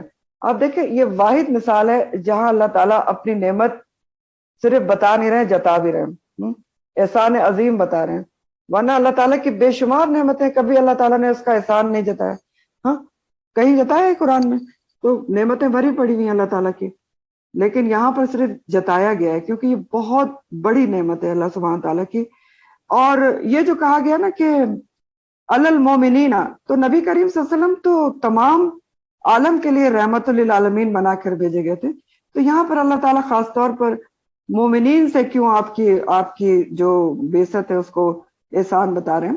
اس لیے بتا رہے ہیں کہ آپ کی ذات، آپ کی تعلیمات، آپ کی سنت اور ہدایت کا نفع مومنین حاصل کر رہے ہیں نا اصل میں۔ اس لیے کہا گیا کہ لقد من اللہ علی المؤمنین، کہ فائدہ تو زیادہ مومنین کو پہنچ رہا ہے نا۔ وَإِن كَانُوا مِن قَبْلُ لَفِي ضَلَالٍ مُبِينٍ، اور بے شک وہ تھے من قبل اس سے پہلے کھلی گمراہی میں. کون تھے؟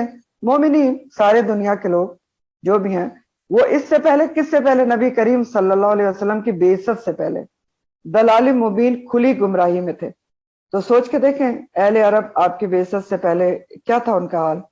طرح طرح کی معاشرتی بیماریوں کا شکار تھے، عورتوں پر بہت ظلم کرتے تھے، نوزائیدہ بچیوں کو زندہ زمین میں گاڑ دیتے تھے، نکاح کے معاملے میں بہت سی بے قاعدگیاں تھیں، اور ایک عورت کے پاس کئی کئی مرد آتے تھے، کوئی وہ نہیں تھا، قانون نہیں تھا. شوہر بعض دفعہ خود بیوی کو اونچے مرتبے والے کے پاس بھیجتے تھے تاکہ بچوں میں ان کی صفات آئیں. عجیب باتیں تھیں، لڑائیاں تھیں چھوٹی چھوٹی باتوں پر، کہیں پانی پینے پلانے پہ جھگڑا اور کہیں گھوڑا آگے بڑھانے پہ جھگڑا، اور لڑائیاں چھوٹی چھوٹی باتوں پر شروع ہو کر کئی کئی سال جاری رہتے تھے، کتنے لوگوں کا خون بہہ جاتا تھا.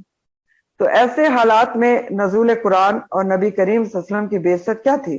بے شک بنی نو انسان کے اوپر ایک بڑا احسان تھا. لقد من اللہ علی المؤمنین اذ بعث فیہم رسولا من انفسہم. پھر آگے اللہ تعالیٰ نبی کریم صلی اللہ علیہ وسلم کے فرائض منصبی بتا رہے ہیں کہ مبعوث کرنے کے بعد نبی کریم صلی اللہ علیہ وسلم نے مومنین کے اوپر ان کو کیسے سدھارا. 4 نکاتی پروگرام کے ذریعے نبی کریم صلی اللہ علیہ وسلم نے اپنی بعثت کے مقصد کو پورا کیا. تو یہاں پر نبی کریم صلی اللہ علیہ وسلم کے جو فرائض منصبی تھے، جس کے ذریعے سے انہوں نے مومنین کو سدھارا، ان کو دنیا کا امام بنا دیا، وہ 4 چیزیں بتائی جائیں گی.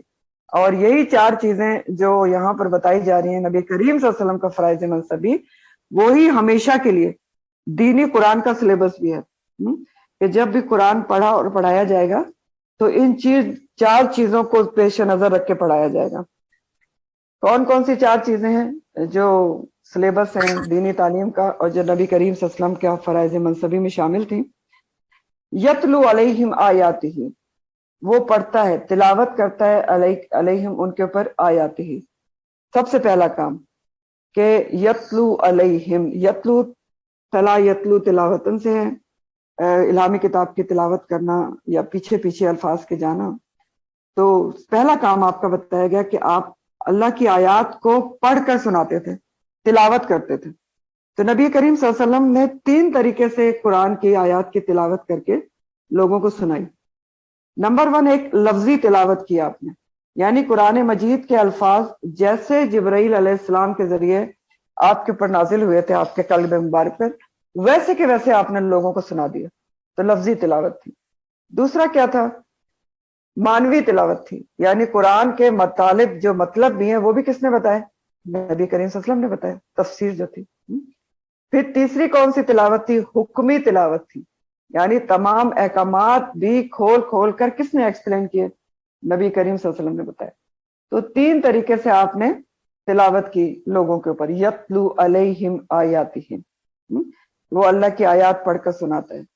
تو اب ہمارے لیے بھی اس میں ایک سلیبس، جو دین کا سلیبس ہے، اس کا پہلا اسٹیپ کیا پتہ چل رہا ہے کہ یتلو علیہم آیاتہ ہی ہے کہ اللہ کی آیات کو پڑھ کے سنانا ہے. ٹھیک ہے، تو اللہ کی آیات کو پڑھنا کیا کہلاتا ہے؟ سیکھنا کیا کہلاتا ہے؟ کہ اللہ کی آیات صحیح طریقے سے آپ کو پڑھنا ہے. تجوید. تو سب سے پہلا اسٹیپ دین کی تعلیم میں کیا ہے کہ اللہ کی آیات کو صحیح طریقے سے پڑھنا آنا ضروری ہے.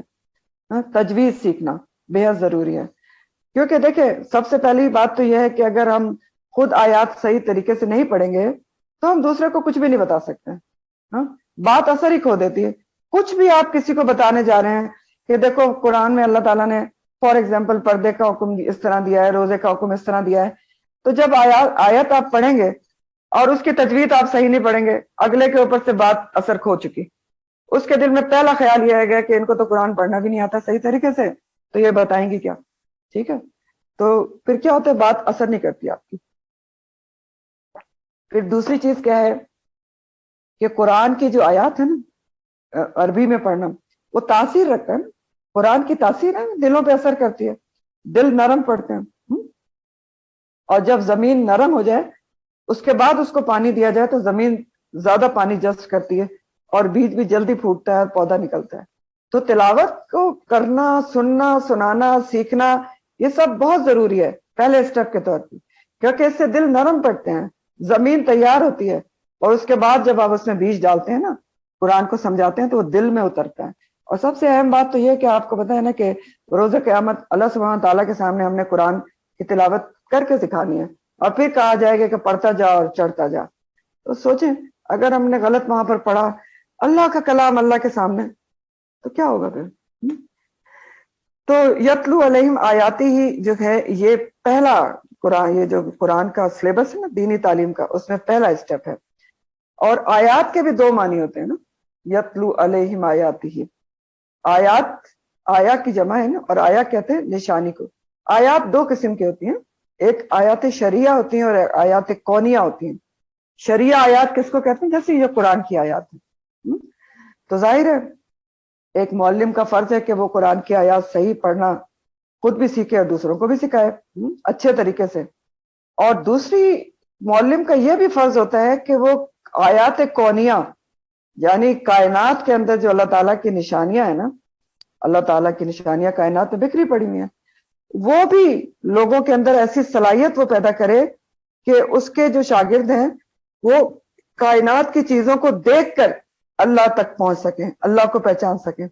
یعنی معلم کا یہ بھی کام ہوتا ہے کہ قرآن کی آیات کو پڑھنا سکھائے، ساتھ اس طرح کا شعور اور عادت، غور و فکر کی عادت پیدا کرے شاگردوں میں کہ وہ اللہ کی آیات جو کائنات میں ہے نا اس کو دیکھ کر اللہ تک پہنچ جائیں۔ جیسے آپ دیکھتے ہیں پرندوں کو تو آپ کو ان کے رنگ دیکھ کے اللہ یاد آتا ہے، تو اب یہ بھی سکھایا اور سیکھنے سے آتا ہے نا، بہت سارے لوگوں کو تو یہ بھی نہیں آتا۔ پھر اسی طرح آپ پودے پھل پھولوں کو دیکھتے ہیں تو آپ سبحان اللہ کہتے ہیں۔ تو یہ سب شعور بھی پیدا کرنا استاد معلم کا کام ہوتا ہے قرآن کا، کہ اپنے شاگردوں کے اندر کائنات کے اوپر، کائنات اکبر دے اور کائنات اصغر کے اوپر بھی غور و فکر کی عادت ڈالے، اپنی باڈی کے اوپر بھی توجہ کرے کہ اللہ کی کیسی قدرت نظر آتی ہے۔ تو یہ بھی معلم کا کام ہے، آیات شریعہ بھی پڑھنا سکھائے اور آیات کونیہ بھی پڑھنا سکھائے کہ لوگ اللہ تک پہنچ جائیں۔ تو پہلا کام یتلو علیہم آیاتی ہی۔ دوسرا اسٹیپ ہے سلیبس کا دین کی، وہ یزکیہم، اور وہ تزکیہ کرتا ہے ان کا۔ نبی کریم صلی اللہ علیہ وسلم کا فرائض منصبی میں دوسرا کام یزکیہم۔ یزکیہم کا جو لفظ ہے زکا یزکی اور تزکیہ سے ہے، اور وہ تزکیہ کرتا ہے۔ ان کا تزکیہ آپ کو پتا ہے کہ دو قسم کا ہوتا ہے، ایک ظاہری یا حصی تزکیہ ہوتا ہے، یعنی پاکیزگی، ظاہری طہارت وغیرہ کے جو احکامات ہیں کہ انسان کیسے پاکیزہ رہے، وضو کیسے کرے، غسل کیسے کرے، کتاب الطہارہ میں جو بیان ہوتے ہیں، تو وہ بھی کس نے بتائے ہیں؟ نبی کریم صلی اللہ علیہ وسلم نے بتائے، اور اس کے بعد قرآن کے معلم کو بھی بتانا چاہیے کہ کیسے وضو ہوتا ہے اور کیسے انسان کی طہارت حاصل ہوتی ہے۔ تو یہ تو ایک ظاہری تزکیہ ہوتا ہے، ایک باطنی تزکیہ بھی ہوتا ہے جو بہت ضروری ہے۔ باطنی تزکیہ کیا ہوتا ہے؟ اندر کی صفائی، دل دماغ روح کی صفائی، کہ انسان کے اندر سے شرک، نفاق، بغض، کدورت، یہ جو اخلاق کے منافی چیزیں ہیں، کبر اور حسد اور یہ سب چیزیں نکل جائیں۔ یہ بھی استاد کا کام ہوتا ہے۔ اور یہ جو باطنی تزکیہ ہوتا ہے نا، جس کو تزکیہ نفس کہتے ہیں، وہ 3 اسٹیپس کے اوپر مبنی ہوتا ہے۔ 3 اسٹیپس ہوتے ہیں اس کے باطنی تزکیے کے۔ 3 اسٹیپس کیا ہوتے ہیں؟ سب سے پہلا اسٹیپ ہوتا ہے کہ اندر سے برائیوں کو نکالا جائے، بری صفات نکالے انسان کوشش کر کے، ایک 1 بائی 1 لے اور ان کو نکالے۔ دوسرا اسٹیپ ہوتا ہے ان کی جگہ پر اچھی چیزیں ڈالیں، کیونکہ دیکھیں اگر آپ جگہ خالی چھوڑ دیں تو جھاڑ جھنکار پھر سے اگاتے ہیں، تو صرف برائیاں نکالنا کافی نہیں ہوتا، اس کی جگہ اچھی چیزوں کو ڈالیں۔ اور تیسرا اسٹیپ ہوتا ہے پھر ان اچھی چیزوں کی نشو و نما بھی کریں، گروتھ کریں۔ اور اگر گروتھ نہیں کریں گے تو پھر بھی وہ زیادہ عرصے نہیں چلے گی نا، ایک ٹیمپریری عمل ہوگا نا۔ آپ نے اچھائی نکالی، برائی نکالی، اچھائی اندر ڈالی، لیکن اس کو آپ نے اس کی نشو و نما نہیں کی، تو اب کیا ہوگا؟ تھوڑے عرصے بعد ہو سکتا ہے وہ وقتی طور پہ تھا، ایک چھوٹا سا پودا تھا، ختم ہو جائے۔ تو تینوں اسٹیپ بہت ضروری ہیں۔ ایک دین کے استاد کا یہ بھی بہت اہم فریضہ ہے کہ وہ لوگوں کی اصلاح کرے، بری باتوں کو اندر سے ان کے نکالے، اچھی ڈالے، برے اخلاق نکالے، اچھے ڈالے، ان کو ایسا ماحول فراہم کرے، ایسی باتیں ان کے ساتھ کرے کہ ان کی سوچ بدل جائے، عمل بدل جائے، وہ ایک نئے انسان بن جائیں، اور اپنے شاگردوں سے ایسی چیزوں کو دور کرے جو ان کو روحانی طور پر آگے بڑھنے میں رکاوٹ پیدا کرتی ہیں۔ روحانی طور پر جو رکاوٹ پیدا کرتی ہیں ان کو دور کر دے ان کے اندر سے. تو یہ سب بھی قرآن کے جو معلم ہوتا ہے اس کا کام ہوتا ہے. تو یہ جو میں نے آپ کو باطنی تزکیے کی بات کی نا، ظاہری تزکیہ تو آسان چیز ہے نا، آپ کو وضو کا صحیح طریقہ پتہ چل گیا آپ کر لیں گے، آپ کو طہارت کا صحیح طریقہ پتہ چل گیا آپ کر لیں گے. باطنی تزکیہ ہی تو مشکل ہوتا ہے، اور یہ کرنا بھی ہوتا ہے اور کرانا بھی ہوتا ہے. جو باطنی تزکیہ ہے نا، اس کی مثال آپ ایک زمین کے ٹکڑے کی طرح لے سکتے ہیں جس میں جھاڑ جھنکار اگے ہوئے ہیں. ٹھیک ہے، اب آپ اس میں فضل اگانا چاہتے ہیں، اب اس میں سے جھاڑ جھنکار نہیں نکالتے اور آپ اس کے اندر بیج ڈال دیتے ہیں تو کیا ہوگا؟ جھاڑ جھنکار تو پھر بھی اگتے رہیں گے نا. پہلا اسٹیپ کیا ہوا کہ جھاڑ جھنکار کو نکالا جائے. پھر اسی طرح اگر آپ جھاڑ جھنکار نکال بھی دیے لیکن اس کی جگہ پر اچھی کوالٹی کا بیج نہیں ڈالا تو پھر بھی کیا ہوگا؟ جب اچھی کوالٹی کا بیج ہی نہیں ڈالا تو اچھا پودا کیسے نکلے گا؟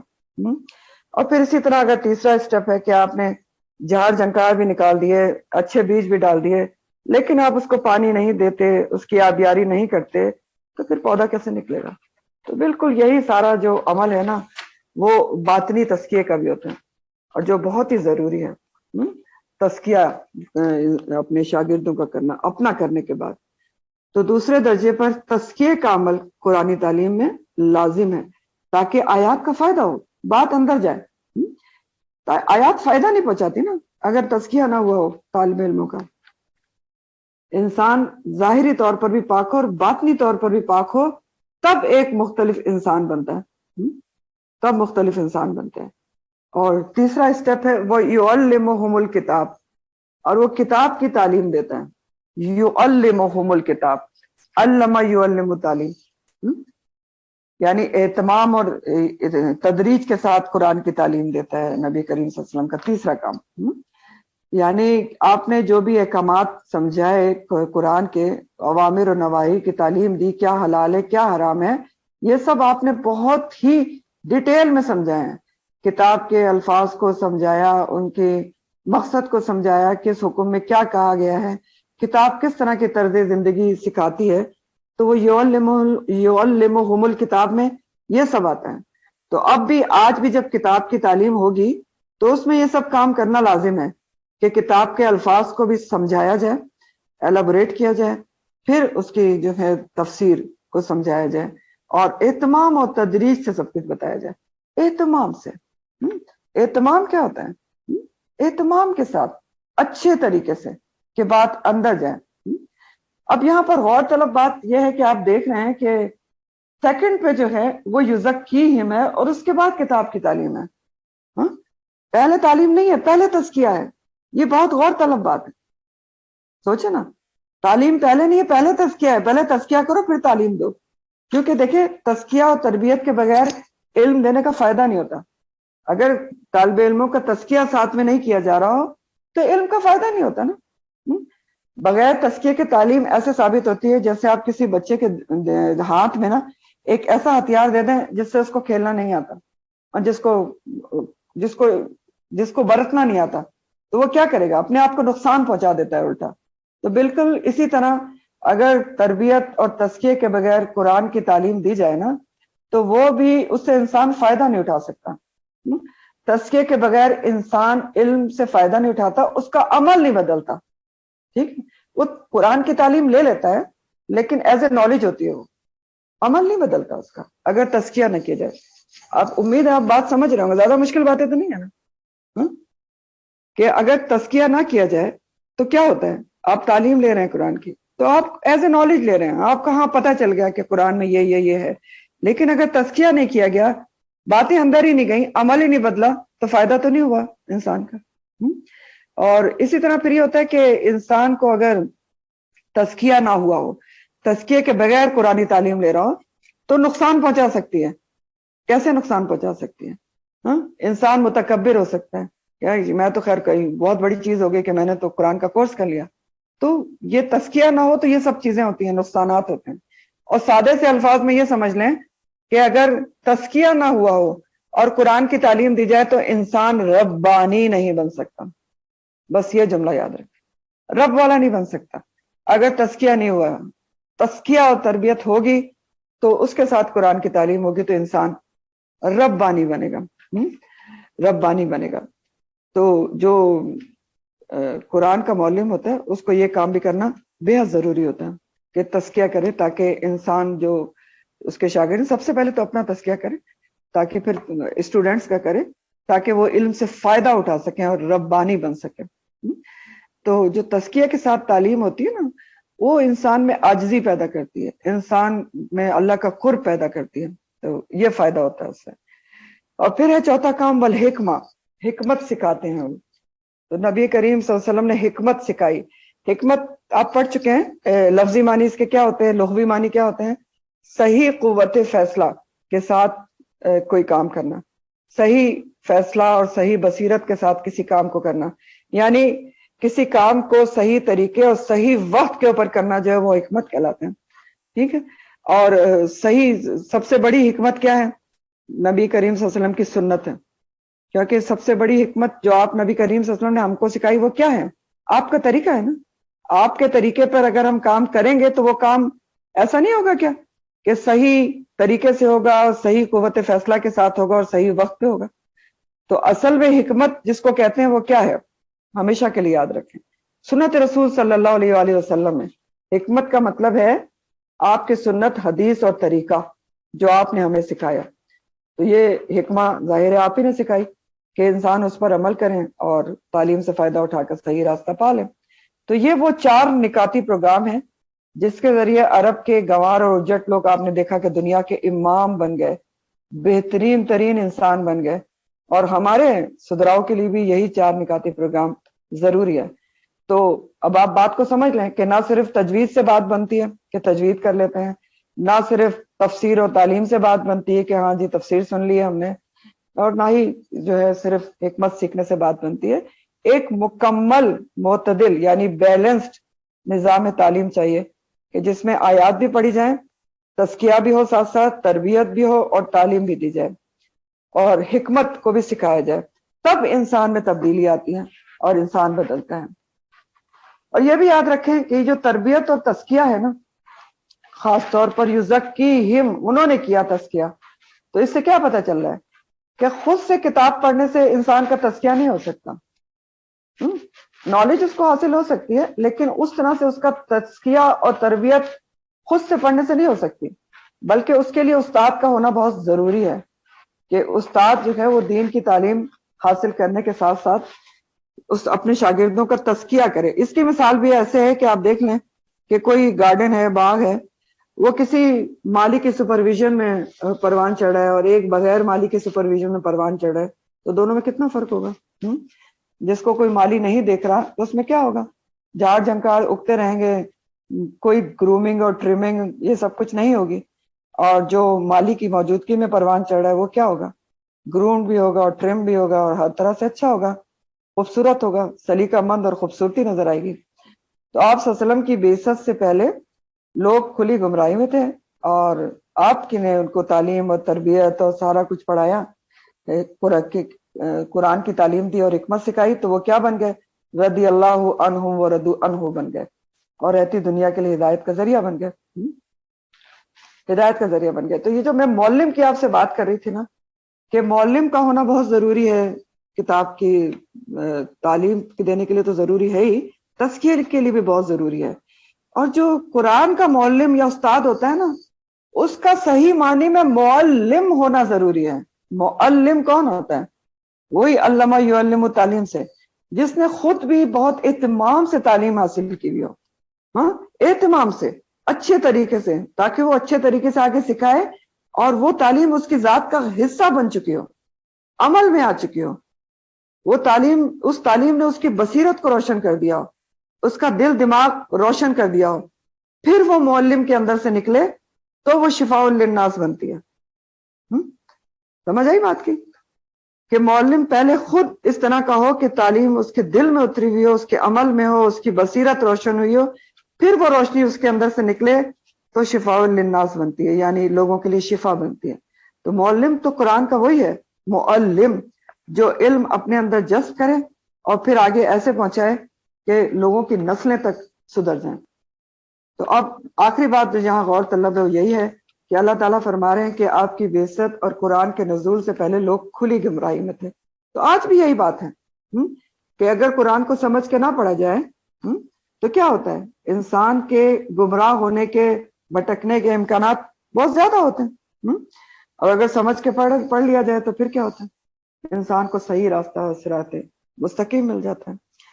تو بہرحال اس آیت کی روح سے بھی ہمیں کیا معلوم ہوا کہ نبی کریم صلی اللہ علیہ وآلہ وسلم صرف رسول یا پیغمبر نہیں تھے، بلکہ معلم بھی تھے، مفسر بھی تھے، مزکی بھی تھے، اور کتاب کو آپ نے ہر طریقے سے بتایا اور سکھایا، ٹھیک ہے۔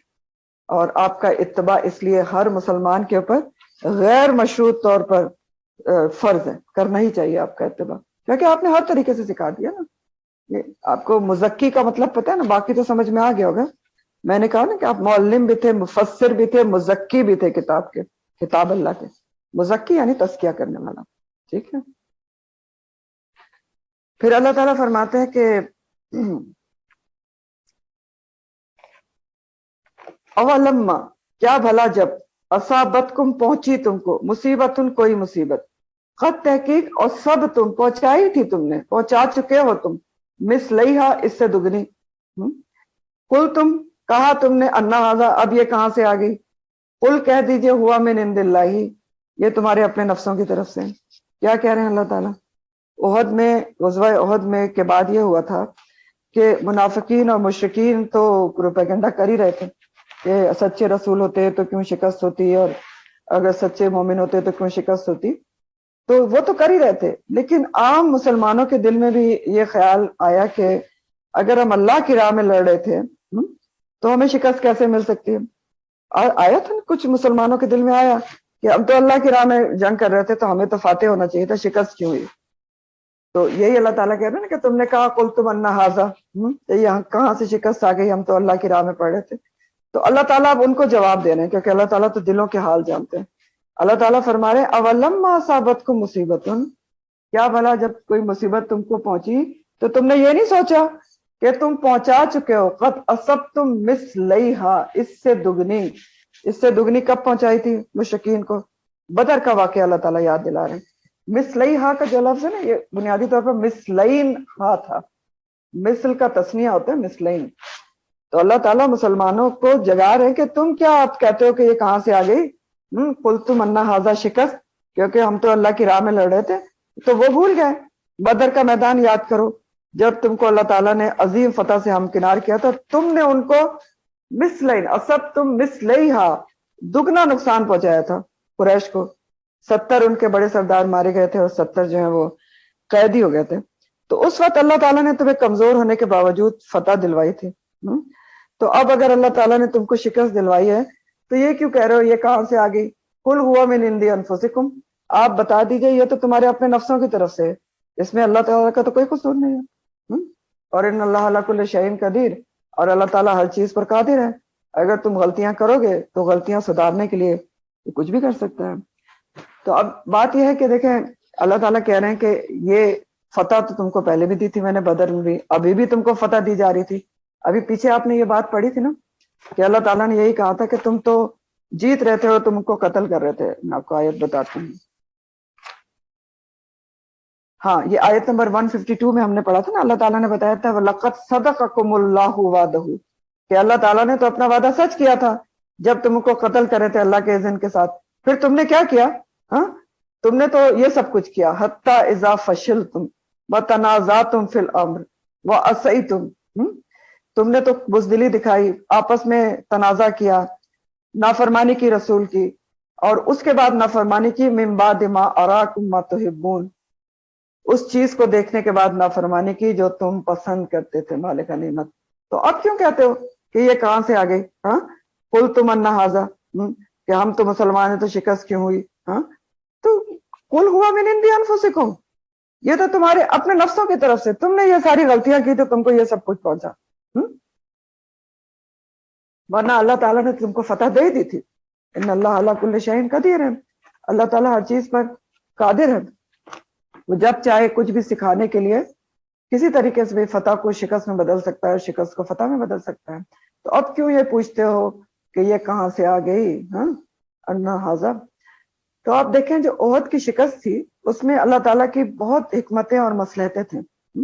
مسلمانوں کو وقتی طور پر سمجھ میں نہیں آ رہی تھی، لیکن بعد میں سمجھ میں آ گئی کہ دیکھیں حکمت اور مصلحت سب سے بڑی یہ تھی کہ اگر اللہ تعالیٰ مسلمانوں کو ان کی غلطیوں اور لغزشوں کے باوجود، کمزوریوں کے باوجود فتح دلا دیتے تو وہ اپنی اصلاح اس طرح سے نہیں کر سکتے تھے، ہاں؟ غلطیوں میں آگے بڑھتے چلے جاتے. تو اس لیے اللہ تعالیٰ نے پہلے درجے پر ان کی اصلاح کر دی. اور پھر کیا ہوا کہ صحابہ کرام اجمعین ایک ایسی جماعت بنی جس نے دین کو پوری دنیا میں پھیلا دیا.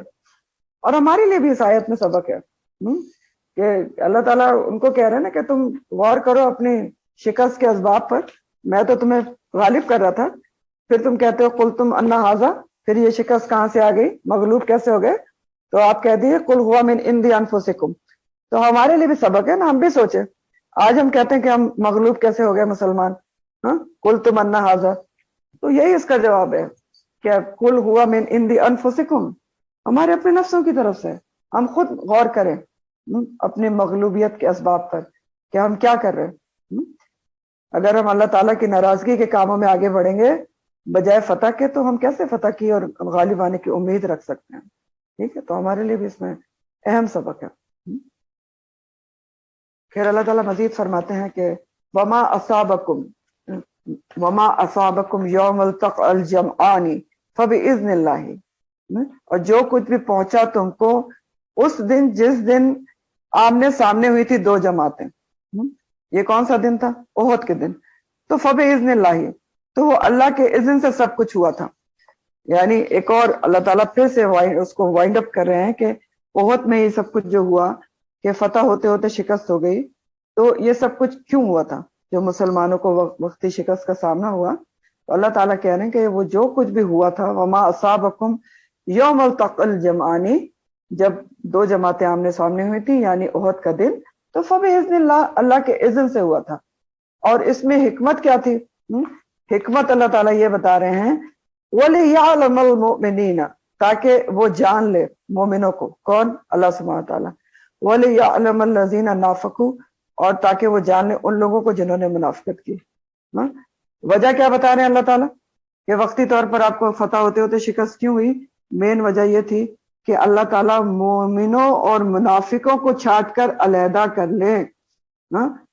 تو اب یہاں پر آپ کو پتہ کہ یہ لفظ آ رہا ہے کہ تاکہ اللہ تعالیٰ جان لے. تو اللہ تعالیٰ تو دلوں کے حال جانتے ہیں، تو اللہ تعالیٰ تو مومن اور منافق کو جانتے ہیں. حالانکہ لوگ نہیں جان سکتے کیونکہ منافقت دل میں ہوتی ہے نا، اور ایمان بھی دل میں ہوتا ہے، لیکن اللہ تعالیٰ تو جانتے ہیں. تو یہاں کیوں کہہ رہے ہیں اللہ تعالیٰ کہ اللہ تعالیٰ نے یہ سب کچھ اس لیے کیا تاکہ اللہ تعالیٰ مومن اور منافق کو جان لے. اس کا مطلب یہ ہوتا ہے، پچھلی دفعہ بھی میں نے کبھی آپ کو بتایا تھا پچھلی کسی تفسیر میں، مطلب یہ ہوتا ہے کہ دنیا بھی جان لے اور انسان خود بھی جان لے کہ وہ مومن ہے یا منافق ہے. دنیا پہ بھی ظاہر ہو جائے کہ کون مومن ہے اور منافق ہے، اللہ کو تو پتا ہوتا ہے، یہ مطلب ہوتا ہے. تو اللہ تعالیٰ چھانٹ لے کہ کون مومن ہے اور منافق ہے، اس لیے ایسا کیا گیا. اور یہ بھی اس لیے بھی کیا گیا کہ قیامت تک اتمام حجت بھی ہو جائے، چھٹائی ہو جائے کہ کون مومن اور منافق ہے، خود بھی لوگوں کو پتہ چل جائے اور ساتھ والوں کو بھی پتہ چل جائے کون مومن اور منافق ہے.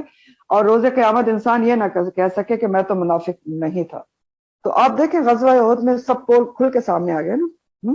عبداللہ بن ابی بڑا مومن بن کے ساتھ چلا تھا اور آدھے راستے سے واپس پلٹ گیا، تو پتہ چل گیا نا. بدر کے بعد جو ہے عبداللہ بن ابی وقتی طور پر یہ اوپری طور پر ایمان لایا تھا، لیکن دیکھیں ایمان اور منافقت دل میں ہے نا. لیکن اب جو کچھ اس نے احد میں کیا نا تو چھاٹی ہو گئی نا، کھل کے سامنے آ گیا، جان لیا اللہ تعالیٰ نے. وَلِيَعْلَمَ الْمُؤْمِنِينَ وَلِيَعْلَمَ الَّذِينَ نَافَقُوا، اور لوگوں کو ہی پتہ چل گیا تاکہ وہ منافقت سے خبردار رہ سکیں. سب کے پول کھل گئے. تو ہمارے لیے بھی اس میں ایک سبق ہے کہ ہمارے لیے کیا سبق ہے؟ آپ دیکھیں کہ ہمارا سبق اس میں یہ ہے کہ مومن کا جو پتہ ہے نا اصل میں کہ اس کے دل میں کتنا ایمان ہے، کس لیول پر ہے ایمان کے، وہ اس وقت پتہ چلتا ہے جب وہ کسی مشکل مصیبت میں گرفتار ہوتا ہے.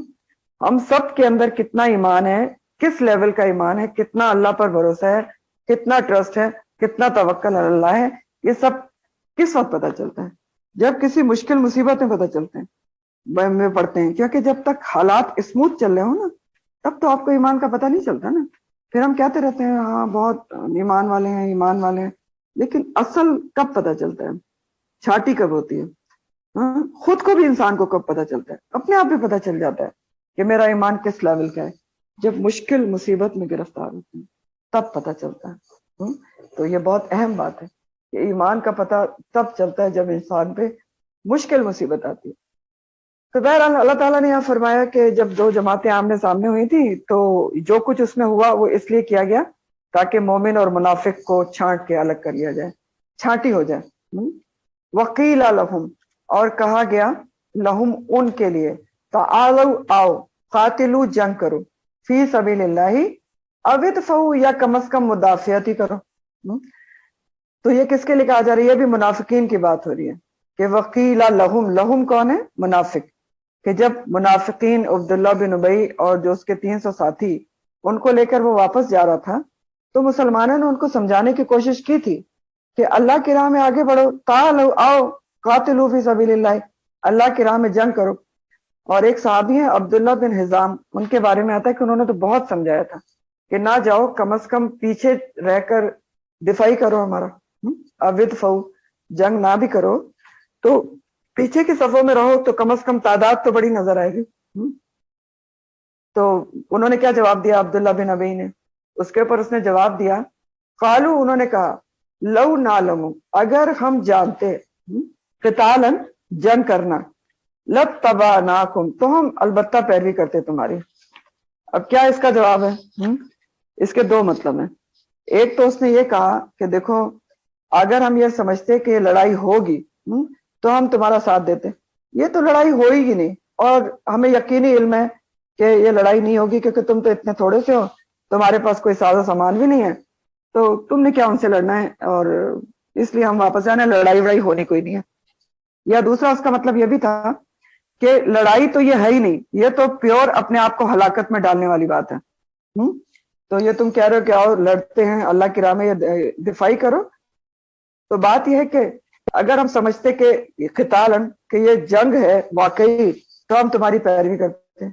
تو یہ جنگ تو ہے ہی نہیں، ایک طرف تھوڑے سے بے سر و سامان لوگ، دوسری طرف اتنی بڑی اکوپ جو ہے وہ جماعت. تو یہ جنگ تھوڑی ہے، یہ تو اپنے آپ کو تباہ برباد کرنا، ہلاکت میں ڈالنا ہے. تو اس لیے ہم کیوں اپنے آپ کو ہلاکت میں ڈالیں، تو ہم تو واپس جا رہے ہیں.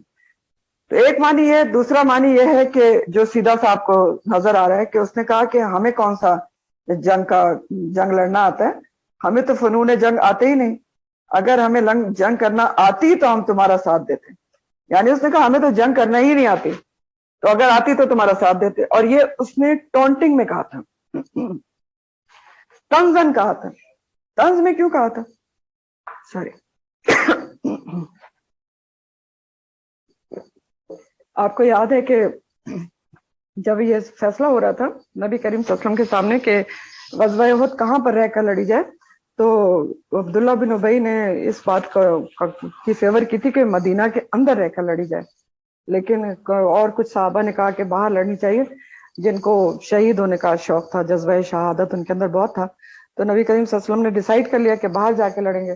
تو اس کے اوپر یہ طنز کر رہا تھا کہ ہمیں کون سی جنگ کرنا آتی ہے، تم نے ہماری تو بات مانی نہیں، تم نے سمجھا کہ ہمیں تو جنگ کی ٹیکٹکس وغیرہ آتی نہیں، تو جن کے تم نے مشورے پہ عمل کیا تھا اب وہی جنگ کریں گے جا کے، ہمیں تو آتی باتی کوئی نہیں، تو ہم واپس جا رہے ہیں. یہ اس کے دو معنی ہیں. بہرحال تو جب قیل لہم، کہا گیا ان کے لیے، منافقین کے لیے، تعالو آؤ، قاتلو، جنگ کرو، فی سبیل اللہ، اللہ کے راستے میں، او ادفعوا، یا مدافعت ہی کر لو. تو انہوں نے کیا کہا؟ انہوں نے کہا لو نعلم قتالا لاتبعناکم، اگر ہم جنگ کرنا جانتے، تمہاری نظر میں تو ہمیں جنگ آتی کوئی نہیں، اور یہ کوئی جنگ تھوڑی ہے، یہ تو اپنے آپ کو ہلاکت میں ڈالنا ہے، تو ہم تمہاری پیروی نہیں کر سکتے، ہم تو واپس جا رہے ہیں. تو اللہ تعالیٰ اس کے اوپر کیا کمنٹ کر رہے ہیں؟ منافقوں کے لیے اللہ تعالیٰ کہہ رہے ہیں ہم للکفری، ہم کون ہے؟ منافقین، للکفری، کفر کے لیے، یومئذ، اس دن، اقربو، بہت زیادہ قریب تھے، اسم تفضیل ہے، منہم، ان سے، للایمان، ایمان کی نسبت. اللہ تعالیٰ کہہ رہے ہیں اس دن یہ منافقین کفر کے بہت زیادہ نزدیک تھے ایمان کی بنسبت. یعنی منافقت کیا ہوتی ہے کہ اوپر سے بھی انسان ایمان والا ہوتا ہے اور اندر سے کافر ہوتا ہے، لیکن اللہ تعالیٰ کہنے اس دن تو ان کے اوپر بھی کوئی ایمان نظر نہیں آ رہا تھا، فلی اور ٹوٹلی وہ کفر کے قریب نظر آ رہے تھے کہ صاف طور پر مسلمانوں کو بیچ راہ میں چھوڑ کر واپس چلے گئے. تو وہ ہم للکفر یومئذ اقرب منہم من الایمان یقولون، وہ کہہ رہے تھے بافواہہم. اچھا دیکھیں یہاں پر بات یہ ہے سوچنے کی کہ جو شخص جب دین کے اوپر مشکل ہو، دین کے اوپر کی مدد کرنے کا وقت ہو، اس وقت وہ دین کو چھوڑ کے چلا جائے کہ مجھے تو میں نہیں کام کر سکتا یا مجھے آتا نہیں یہ کام، تو وہ دین کو نقصان پہنچاتا ہے بجائے فائدے کے. کہ آپ ایک پارٹی ایک جماعت ہے، ٹھیک، وہ دین کا کام کر رہی ہے کوئی بھی. اب کیا ہوا کہ بہت زیادہ کوئی ایسا ٹائم آیا کہ جس وقت دین کی خدمت آپ نے کرنی ہے، کہیں جانا ہے، کچھ بھی کرنا ہے، جیسے مرد لوگ جاتے ہیں، اینڈ ٹائم پر آپ نے کوئی ایکسکیوز دے دیا کہ مجھے تو یہ کام کرنے نہیں آتا اس لیے ہم نہیں جا رہے. اس سے کیا ہوتا ہے؟ دین کا نقصان ہو جاتا ہے. ایک لوگ کم ہو جاتے ہیں نا. اکوپڈ ایک بندہ جس کو چیز آتی ہے آپ کی جماعت میں تھا، تو وہ پھر دین کو نقصان پہنچا دینے والا ہو جاتا ہے. تو بہرحال اللہ تعالیٰ کہہ رہے ہیں کہ انہوں نے جو اس طرح سے کیا کہ انہوں نے ظاہری طور پر بھی وہ اس دن، منافقت ویسے تو دل میں ہوتی ہے، ظاہری طور پر بھی ہم للکفر یومئذ اقرب منہم الایمان، ایمان کی بنسبت کفر کے بہت زیادہ قریب تھے. یعنی ان کا کفر سامنے سامنے نظر آ رہا تھا، قریب نظر آ رہے تھے، کفر کی طرف زیادہ مائل تھے اس دن. اور وہ کہہ رہے تھے یقولون، وہ کہہ رہے تھے بافواہہم، اپنے منہوں کے ساتھ، ما لیس فی قلوبہم، جو ان کے دلوں میں نہیں تھا. تو کہہ رہے اللہ تعالیٰ کہہ رہے ہیں منہ سے تو یہ کہہ رہے تھے نا کہ ہمیں جنگ کرنا نہیں آتی یا جنگ ہوئے گی کوئی نہیں تو ہم واپس جا رہے ہیں، لیکن اللہ تعالیٰ فرما رہے کہ یہ اصل بات یہ بھی نہیں تھی.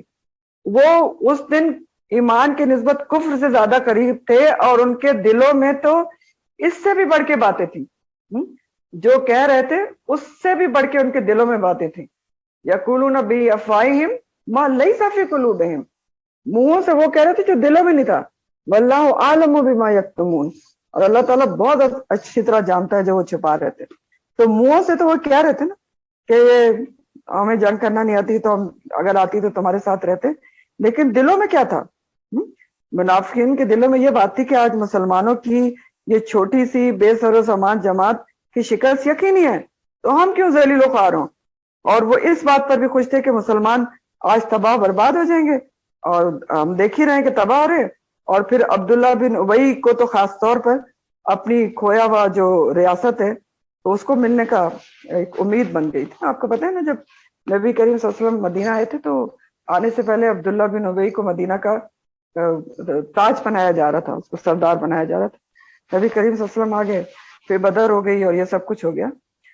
تو بہرحال ان کے دلوں میں یہ ساری باتیں تھیں. تو اس لیے اللہ تعالیٰ فرما رہے ہیں کہ یہ جو کچھ بھی کہہ رہے تھے، ایک تو کفر کے بہت زیادہ قریب تھے، کفر کو فائدہ پہنچا رہے تھے، اور واضح طور پہ ان کا کفر واضح ہو گیا تھا. اور منہوں سے وہ کچھ کہہ رہے تھے جو ان کے دل میں نہیں تھا. دلوں میں تو اور بھی زیادہ مسلمانوں کے لیے ان کی غلط باتیں تھیں کہ یہ آج برباد ہو جائیں گے اور ہم کفر کو فائدہ ہوگا اور ہم مدینہ پہ حاوی ہو جائیں گے. تو واللہ اعلم بما یکتمون، اللہ تعالیٰ اچھی طرح جانتا ہے جو وہ چھپاتے ہیں. کیا چھپا رہے تھے؟ یہی دھوکے، منافقت، غلط باتیں، اسلام دشمنی، اور اوپر سے کہہ رہے تھے کہ ہم لڑائی جانتے تو تمہارا ساتھ دیتے. تو اس سے بھی ہمیں ایک بات سمجھ میں آ رہی ہے کہ انسان کی جو پہچان ہے نا، مومن دوست کی پہچان، اچھے دوست کی پہچان آپ کو مشکل کے وقت میں ہوتی ہے. جو مشکل میں ساتھ دے وہ مومن ہے، اور جو مشکل میں چھوڑ کے چلا جائے اسے سوچ لیں کہ وہ کون ہے. پھر اللہ تعالیٰ فرماتے ہیں الذین قالوا، وہ لوگ جنہوں نے کہا لی اخوانہم، اپنے بھائیوں کے لیے. یہ بھی منافقین کا ذکر ہے. الذین کون ہے؟ وہی منافقین ہے. یہ آیت بھی پچھلی آیات سے جڑی ہوئی ہے، منافقین کا ہی طرز عمل بیان ہو رہا ہے. الذین منافقین ہے. تو الذین جنہوں نے کہا لی اخوانہم، اپنے بھائیوں کے لیے، وقعدوا، اور خود وہ بیٹھ گئے، یعنی جنگ سے پیچھے بیٹھ گئے، واپس چلے گئے. تو کیا کہا انہوں نے اپنے بھائیوں کے لیے؟ منافقین نے، جو خود تو لوٹ گئے تھے، جنگ میں انہوں نے شرکت نہیں کی، وقعدوا، بیٹھ گئے تھے. یہ کہا اپنے بھائیوں کے لیے لو اطاعونا، اگر وہ ہماری اطاعت کرتے، ہماری بات مانتے، ما قتلوا، تو مارے نہ جاتے. یعنی وہ بھی واپس آ جاتے تو مارے نہ جاتے، ہمارے ساتھ اگر جنگ چھوڑ کے آ جاتے.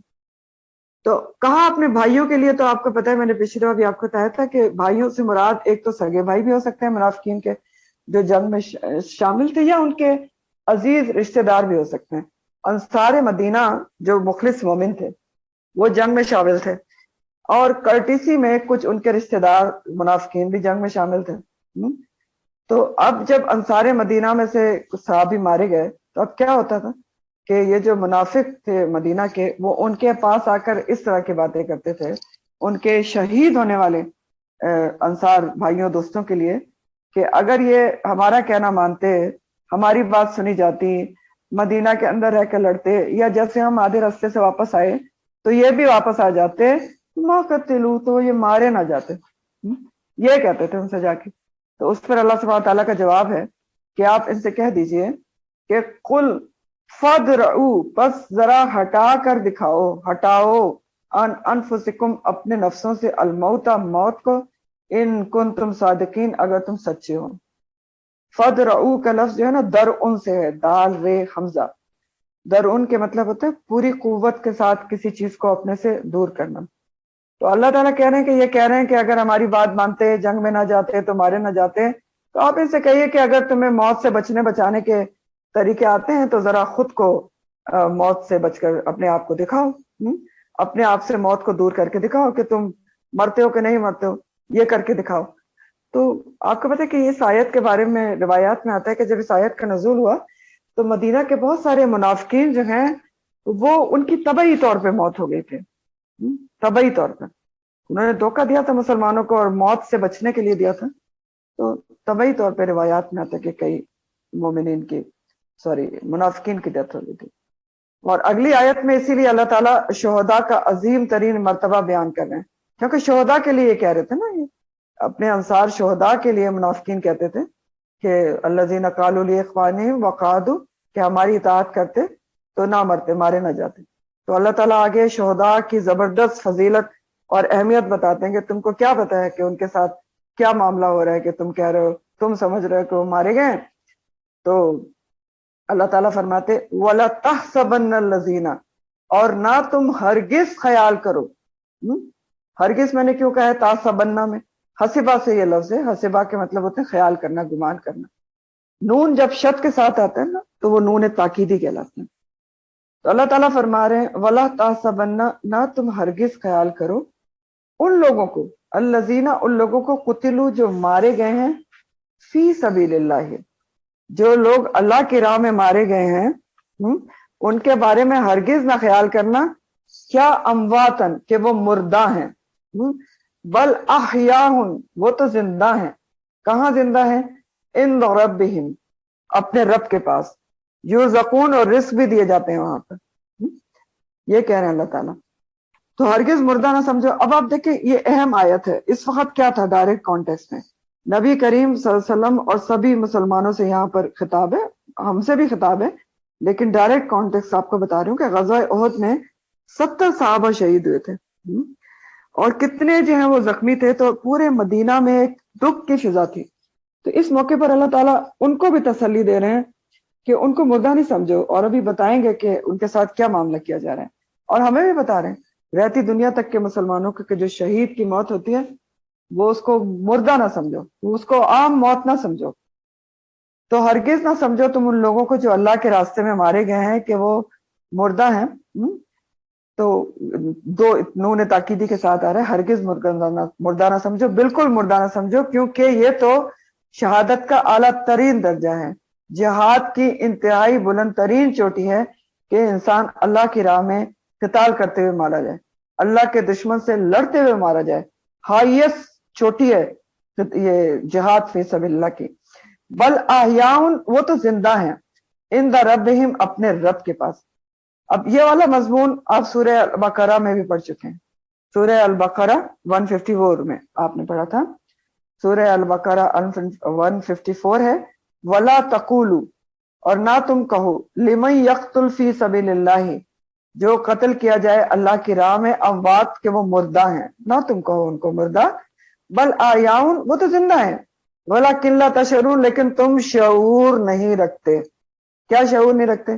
کیسے زندہ ہیں اور کہاں زندہ ہیں، لیکن وہ زندہ ہیں۔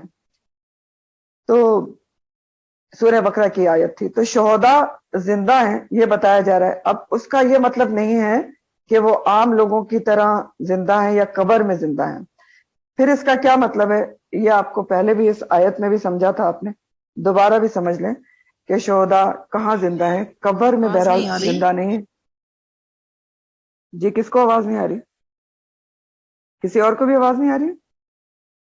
جی آواز آ رہی ہے؟ آ رہی ہے جی جی جی آواز آ آ رہی رہی آ رہی آ رہی ہے. ٹھیک ہے, اور جن کو نہیں آ رہی پھر ان کا کوئی پرسنل ایشو ہوگا وہ دیکھ لیں. ٹھیک ہے چلے, تو شہداء پھر کیسے زندہ ہے اور کہاں زندہ ہے اس کو ہم نے آج سمجھنا ہے.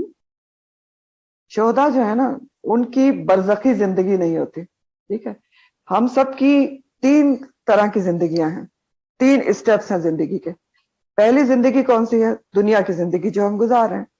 دوسری زندگی کون سی ہوتی ہے؟ جو مرنے کے ساتھ ہی شروع ہو جاتی ہے اور کب تک چلے گی؟ جب تک قیامت برپا نہیں ہوگی.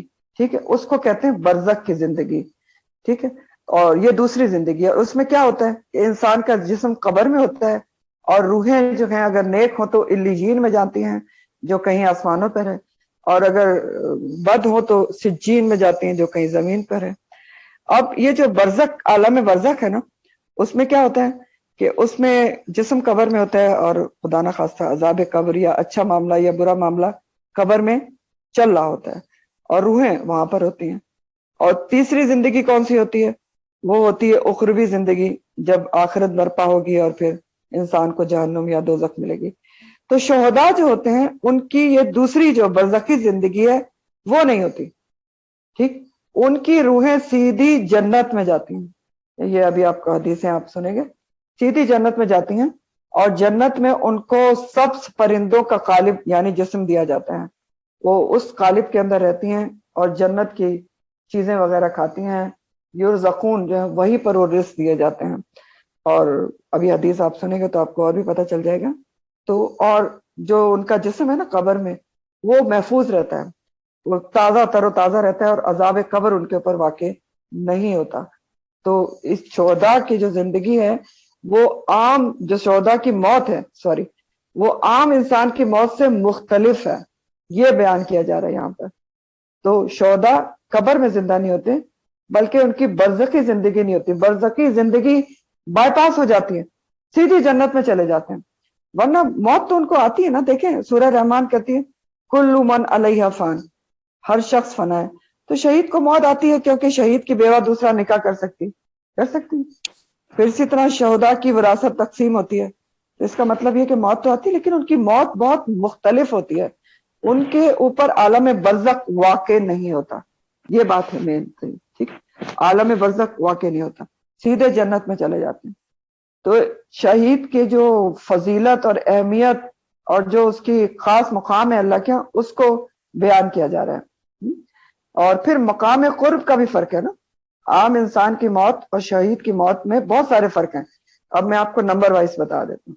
نمبر 1 جو فرق ہے عام انسان اور شہید کی موت میں, حدیث مفہوم کے مطابق مسلم کی, شہید کو موت کے وقت ایک چونٹی کے کانٹے جیسی تکلیف ہوتی ہے صرف.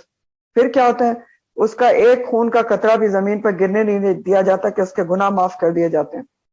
پھر تیسرا کیا ہے, مقام قرب کا فرق ہے, وہ اللہ کے پاس ہے, عند ربہم ہے, عند ربہم ہے, قریب ترین ہے. اور ابھی حدیث سے بھی اس کی وضاحت ہوتی ہے. اور انہیں وہ مقام ملتا ہے جو عام لوگوں کو نہیں ملتا. تو ان کو مردہ نہ کہو, تو بہت ساری وجوہات سے ان کو مردہ نہ کہو, کیونکہ ایک تو موت لفظ سے مایوسی ٹپکتی ہے, حوصلہ شکن لفظ ہے, جذبہ جہاد ہلکا پڑ جاتا ہے. تو ان کو مردہ نہ کہو تاکہ لوگوں کا جذبہ جہاد زندہ رہے. اور پھر یہ بھی تو ہے نا, تو شہید کی موت ہے وہ قوم کی حیات ہے, تو مردہ کہاں سے ہو گئے؟ پھر مردہ نہ کہو, اگلا پوائنٹ ہے بل آیاؤن, وہ زندہ ہیں, ان دا ربہم, ان کے رب کے پاس, یرزقون, اور رزق بھی دیے جاتے ہیں. اب میں اس کے لیے میں آپ کو حدیث سناتی ہوں تو یہ دونوں چیزیں آپ کو پتہ چل جائیں گی, کہاں زندہ ہیں اور رزق کہاں دیے جاتے ہیں. مسلم کی روایت ہے عبداللہ بن مسعود رضی اللہ تعالیٰ عنہ سے, وہ کہتے ہیں ہم نے اس آیت کے بارے میں نبی کریم صلی اللہ علیہ وآلہ وسلم سے پوچھا تو انہوں نے فرمایا کہ شہداء کی روحیں سبز پرندوں کی صورت میں ہوتی ہیں جنت میں, ان کے لیے عرش کے نیچے کچھ قندیلیں لٹکی ہیں, عرش کے نیچے. ٹھیک ہے, عند ربہم, تو یہ روحیں جنت میں جہاں چاہے سیر کرتی ہیں، چکتی پھرتی ہیں، پھر ان قندیلوں میں واپس آ جاتی ہیں اور آرام کرتی ہیں۔ ان کے پروردگار نے ان کی طرف دیکھا اور پوچھا تمہیں کسی چیز کی اور خواہش ہے؟ جب 3 بار یہی سوال کیا گیا تو انہوں نے جواب دیا کہ پروردگار ہمیں کسی چیز کی خواہش نہیں ہے، ہاں ہم یہ ضرور چاہتے ہیں کہ تو ہماری روحوں کو واپس دنیا میں لوٹا دے، ہم پھر جہاد کریں تیری راہ میں اور پھر مارے جائیں۔ تو یہ تو آپ دیکھیں، آپ کو اور بہت بڑا فرق کیا نظر آ رہا ہے عام انسان اور شہید کی موت میں، کہ یہ ان دا رب بھی ہم زندہ ہیں، ڈائریکٹ جنت میں ہیں، ان کو غالب بھی دیا جاتا ہے، وہاں پر ہی وہ قندیلوں کے اندر رہتے ہیں، کھاتے پیتے بھی ہیں، یرزقون وہی رزق دیا جاتا ہے۔ عام انسان اگر نیک بھی ہو تو کیا ہوتا ہے، اس کی روح علیین میں جاتی ہے، ان دا ربہم یا عرش کے نیچے سائے میں یا جنت میں یا اس میں نہیں جاتی، قندیلوں میں نہیں رہتے۔ اور نیک کتنا بھی انسان ہو، اگر وہ اس کے اوپر برزخ واقع ہوتی ہے اور اس کا جسم قبر میں، عذاب قبر اس کے اوپر ہو سکتا ہے، کیونکہ ایک صحابی تک کے بارے میں آتا ہے کہ نبی کریم صلی اللہ علیہ وسلم جب ان کی ڈیتھ ہوئی تو ایک صحابیہ نے کہا کہ تو جنتی آدمی تھے، تو آپ نے کہا ایسا نہ کہو، اس کے اوپر اس وقت ایک مال غنیمت کی چادر پتہ نہیں چرانے کی وجہ سے عذاب ہو رہا ہے۔ تو یہ سب جو ہے وہ شہداء کے ساتھ نہیں ہوتا، بہت بڑا فرق ہے۔ رب کے پاس زندہ ہوتے ہیں، وہیں رزق دیے جاتے ہیں، برزخ ان پہ واقع نہیں ہوتا، ان دا ربہم زندہ ہیں، قبر میں نہیں۔ اگلا فرق یہ بھی ہے کہ جیسے میں نے حدیث میں آپ کو بتایا کہ ایک شہید کو اللہ کی راہ میں کام آنے کی بار بار تمنا ہوتی ہے، وہ بار بار شہادت کی موت کی لذت اور لطف کو چکھنا چاہتا ہے، جبکہ ایک عام انسان اگر جنت میں چلا جائے کبھی بھی نہیں واپس آنے کی تمنا کرے گا۔ تو انہوں نے تو تمنا کی کہ ہمارے رب تو ہمیں واپس بھیج، اتنی زبردست موت ہے۔ تو اس حدیث اور اس آیت میں دراصل اس شخص کی موت کے بعد کی زندگی کا، موت کے بعد کی زندگی کا نقشہ کھینچا گیا ہے جو اللہ کی راہ میں جان دے دیتا ہے، برزخ کی زندگی کا۔ ایک اور بخاری و مسلم کی حدیث کا مفہوم ہے، رسول اللہ صلی اللہ علیہ وسلم نے فرمایا جنت میں داخل ہونے والوں کو زمین پر جو کچھ ہے اگر سب کچھ دے دیا جائے تو پھر بھی وہ اس دنیا میں آنا نہیں چاہیں گے سوائے شہید کے، وہ اس عزت و اکرام کی بنا پر جو اسے ملا ہے تمنا کرے گا کہ دنیا میں پھر واپس جائے اور پھر 10 بار اللہ کی راہ میں مارا جائے۔ اور اگلا پوائنٹ یہ بھی ہے جو آپ کو پہلے بھی میں نے بتایا تھا کہ شہداء کے جسم تر و تازہ رہتے ہیں، ان کو مٹی نہیں کھاتی، اور اس کا واضح ثبوت دنیا دیکھ بھی چکی ہے۔ شہداء احد جو ہیں ان میں سے کچھ کی قبریں کسی وجہ سے 90s میں کھولی گئی تھی، تو ان کے جسم بالکل تر و تازہ تھے، اور ان کے بعض کے تو جو زخم تھے اس میں سے خون بھی بہ رہا تھا۔ اور عراق کا ایک مشہور واقعہ ہے 2 صحابہ کا، جو میں پورا ڈیٹیل نہیں بتاؤں گی، آپ کو پہلے بھی بتا چکی ہوں، نیٹ پر موجود ہے۔ 2 صحابہ جو حذیفہ بن یمان رضی اللہ تعالیٰ عنہ اور جابر بن عبداللہ، یہ 1923-25 میں یہ واقعہ ہوا تھا عراق کے اندر، کہ جو شاہ عراق تھا، فیصلی نام تھا ان کا، ان کو خواب میں آئے تھے یہ دونوں صحابہ، حذیفہ بن یمان خاص طور پہ آئے، انہوں نے کہا کہ جی میرے قبر میں پانی آ رہا ہے۔ ان کے دونوں کے جو مزار مبارک ہیں عراق میں، بغداد میں تھے۔ تو شاہ عراق کو آئے تو انہوں نے پہلے دن تو توجہ نہیں دی، دوسرے دن آئے پھر بھی نہیں دی، تو تیسرے دن پھر حذیفہ بن یمان وہاں کے سب سے بڑے مفتی کی خواب میں آئے۔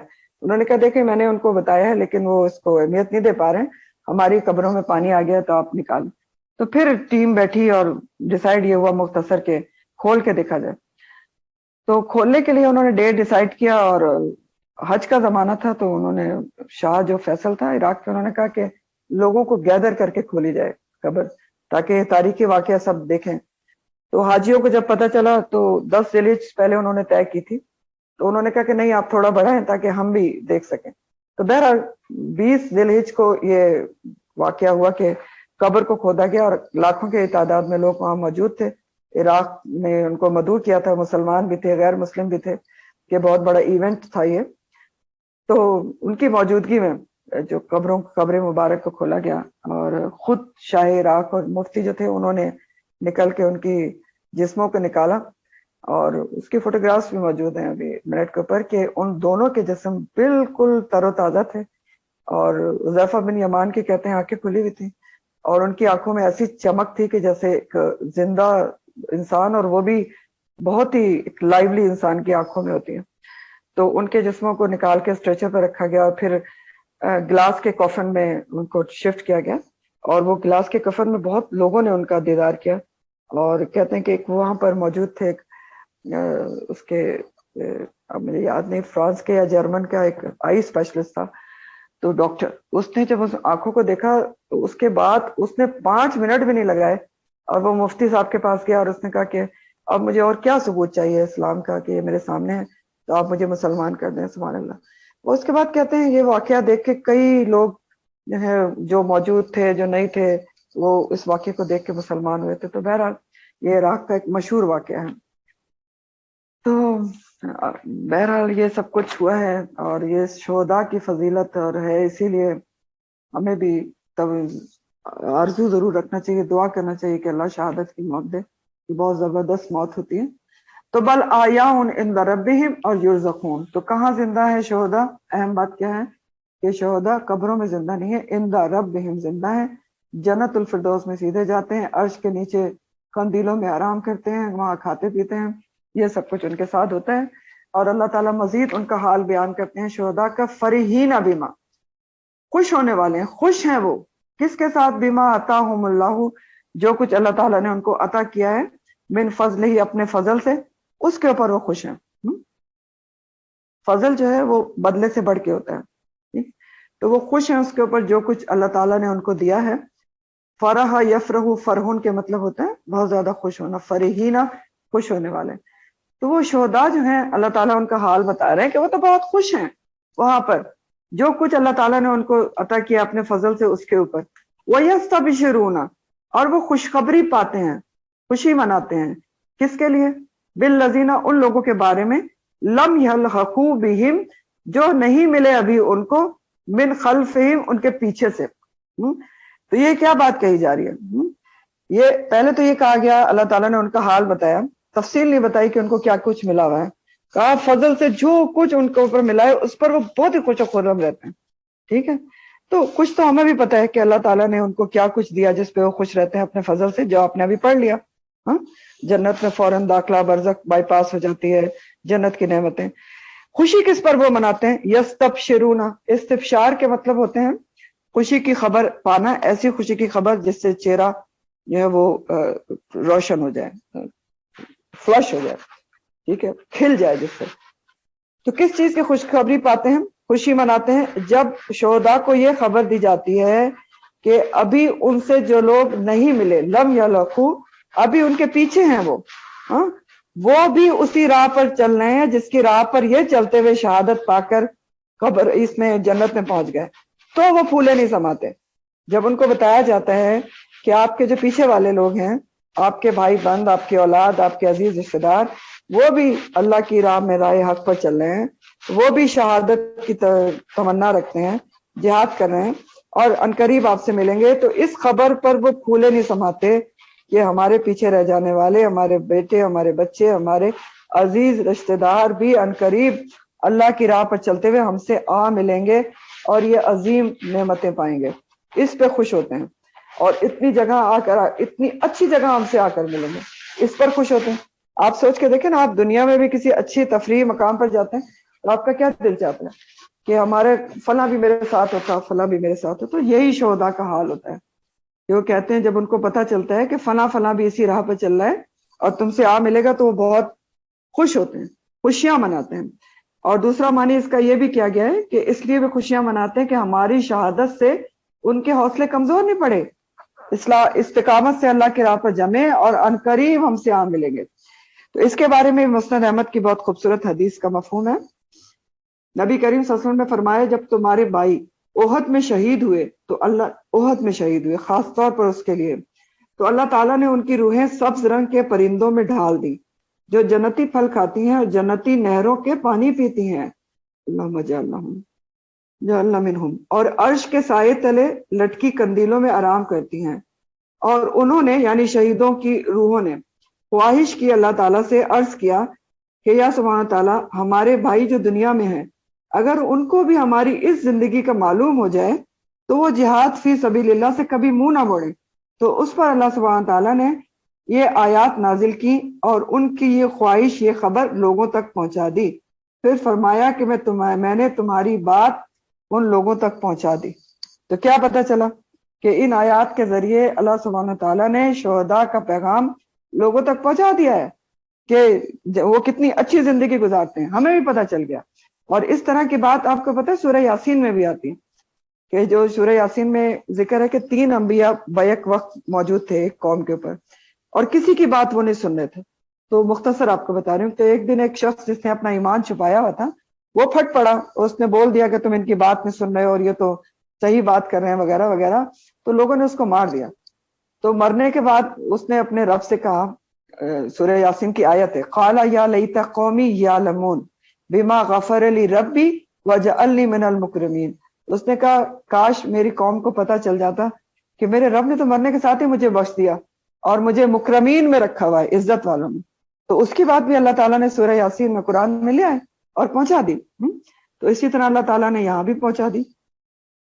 یہاں سے ہمیں یہ بھی پتہ چل رہا ہے کہ جو لوگ نیک لوگ ہوتے ہیں نا, اللہ کی راہ پر چلنے والے, وہ جب ان کے ساتھ والے بھی نیک راہ پر چلتے ہیں تو وہ حسد نہیں کرتے بلکہ وہ خوش ہوتے ہیں, یستبشرون, اور تمنا بھی رکھتے ہیں کہ ان کے دوست احباب, ان کی اولاد ان کی طرح نیک راہ پر چلے. تو بہرحال وہ خوش ہیں جو شہداء ہیں, فرحین بما آتاہم اللہ من فضلہ ویستبشرون, اور وہ خوشیاں مناتے ہیں, خوشخبری پاتے ہیں ان لوگوں کے لیے, لم یلقوا بہم من خلفہم اللہ خوف علیہم ولا هم یحزنون. کیا خوشخبری پاتے ہیں کہ جو بھی شہید ہو گیا اللہ کی راہ میں, نہ اس کو کوئی خوف ہوگا مستقبل کا, نہ ہی وہ ماضی میں کسی بات پر غمگین ہو گئے. تو کیسے کوئی غم اور خوف ہو سکتا ہے شہادت پانے والوں کو, جب شہید کے خون کی پہلی بوند بھی زمین پر گرنے نہیں پاتی کہ بخش دیا جاتا ہے, ڈائریکٹ جنت ہے. تو کیسا خوف اور کیسا غم, کچھ بھی نہیں ہوتا.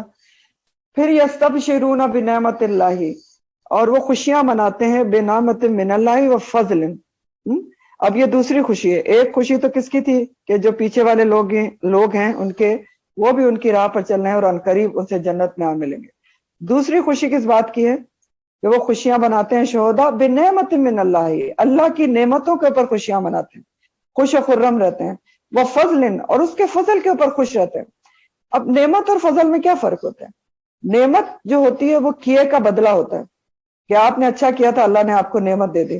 اور فضل کیا ہوتا ہے؟ نعمت سے کہیں بڑھ کر ہوتا ہے, زیادہ اجر ملنا. تو اتنا کچھ ان کو مل گیا ہے شہداء کو اللہ کے پاس جنت میں ابھی بھی کہ جتنا وہ سوچ بھی نہیں سکتے تھے. اللہ کی نعمت اور فضل پہ خوشیاں مناتے ہیں. اور یہ بھی سوچ لیں کہ یہ تو ابھی برزخی زندگی کا حال ہے ان کا. ابھی تو جو کچھ ان کو آخرت میں ملے گا وہ تو پتہ نہیں کیا کیا ملے گا, اس سے بھی کہیں بڑھ کے ملے گا. کیونکہ وہ ان اللہ لا یضیع اجر المؤمنین, کیونکہ اللہ تعالیٰ, بے شک اللہ تعالیٰ مومنین کا اجر جو ہے وہ ضائع نہیں کرتا. ضائع کیسے کرے گا؟ وہ تو شاکرون ہے نا اللہ تعالیٰ کی ذات, 10 سے اور 700 گنا اور اضافاً کثیرہ کچھ بھی دے سکتی ہے نا, تو ضائع نہیں کرتی. مسند احمد کی ایک اور حدیث مفہوم کے مطابق شہید کو اپنے خاندان کے قریبی 70 لوگوں کی سفارش اللہ کے اذن سے کرنے کا موقع ملے گا. ٹھیک ہے. تو بہرحال ان اللہ لا یضیع اجر المؤمنین. تو ان آیات سے ہمیں ایک بہت اچھی بات اور ضروری بات پتہ چلی ہے کہ دیکھیں دنیا کی زندگی بہت تھوڑی ہے. قرآن کیا کہتا ہے؟ لگے گا ایک صبح گزاری ہے, ایک شام گزار کے آپ آ گئے, یا ساعتم من النہار ہے, دن کا ایک گھڑی گزار کے آئے. اس کو اگر انسان اللہ کی پسند کے مطابق گزار لے, آخرت کو پیش نظر رکھ کر گزار لے, اور اللہ کے پسند کے کام کرتے کرتے اس کو موت آ جائے, تو اس کی ہمیشہ کی زندگی خوشیوں سے بھرپور ہو سکتی ہے, یستبشرون والی ہو سکتی ہے. ٹھیک ہے. آخر دعوانا الحمدللہ رب العالمین.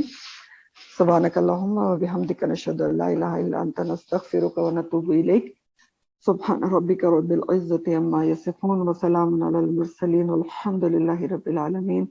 ربنا تقبل منا انک انت السمیع العلیم وتب علینا انک انت التواب الرحیم. آمین یا رب العالمین. السلام علیکم ورحمۃ اللہ وبرکاتہ.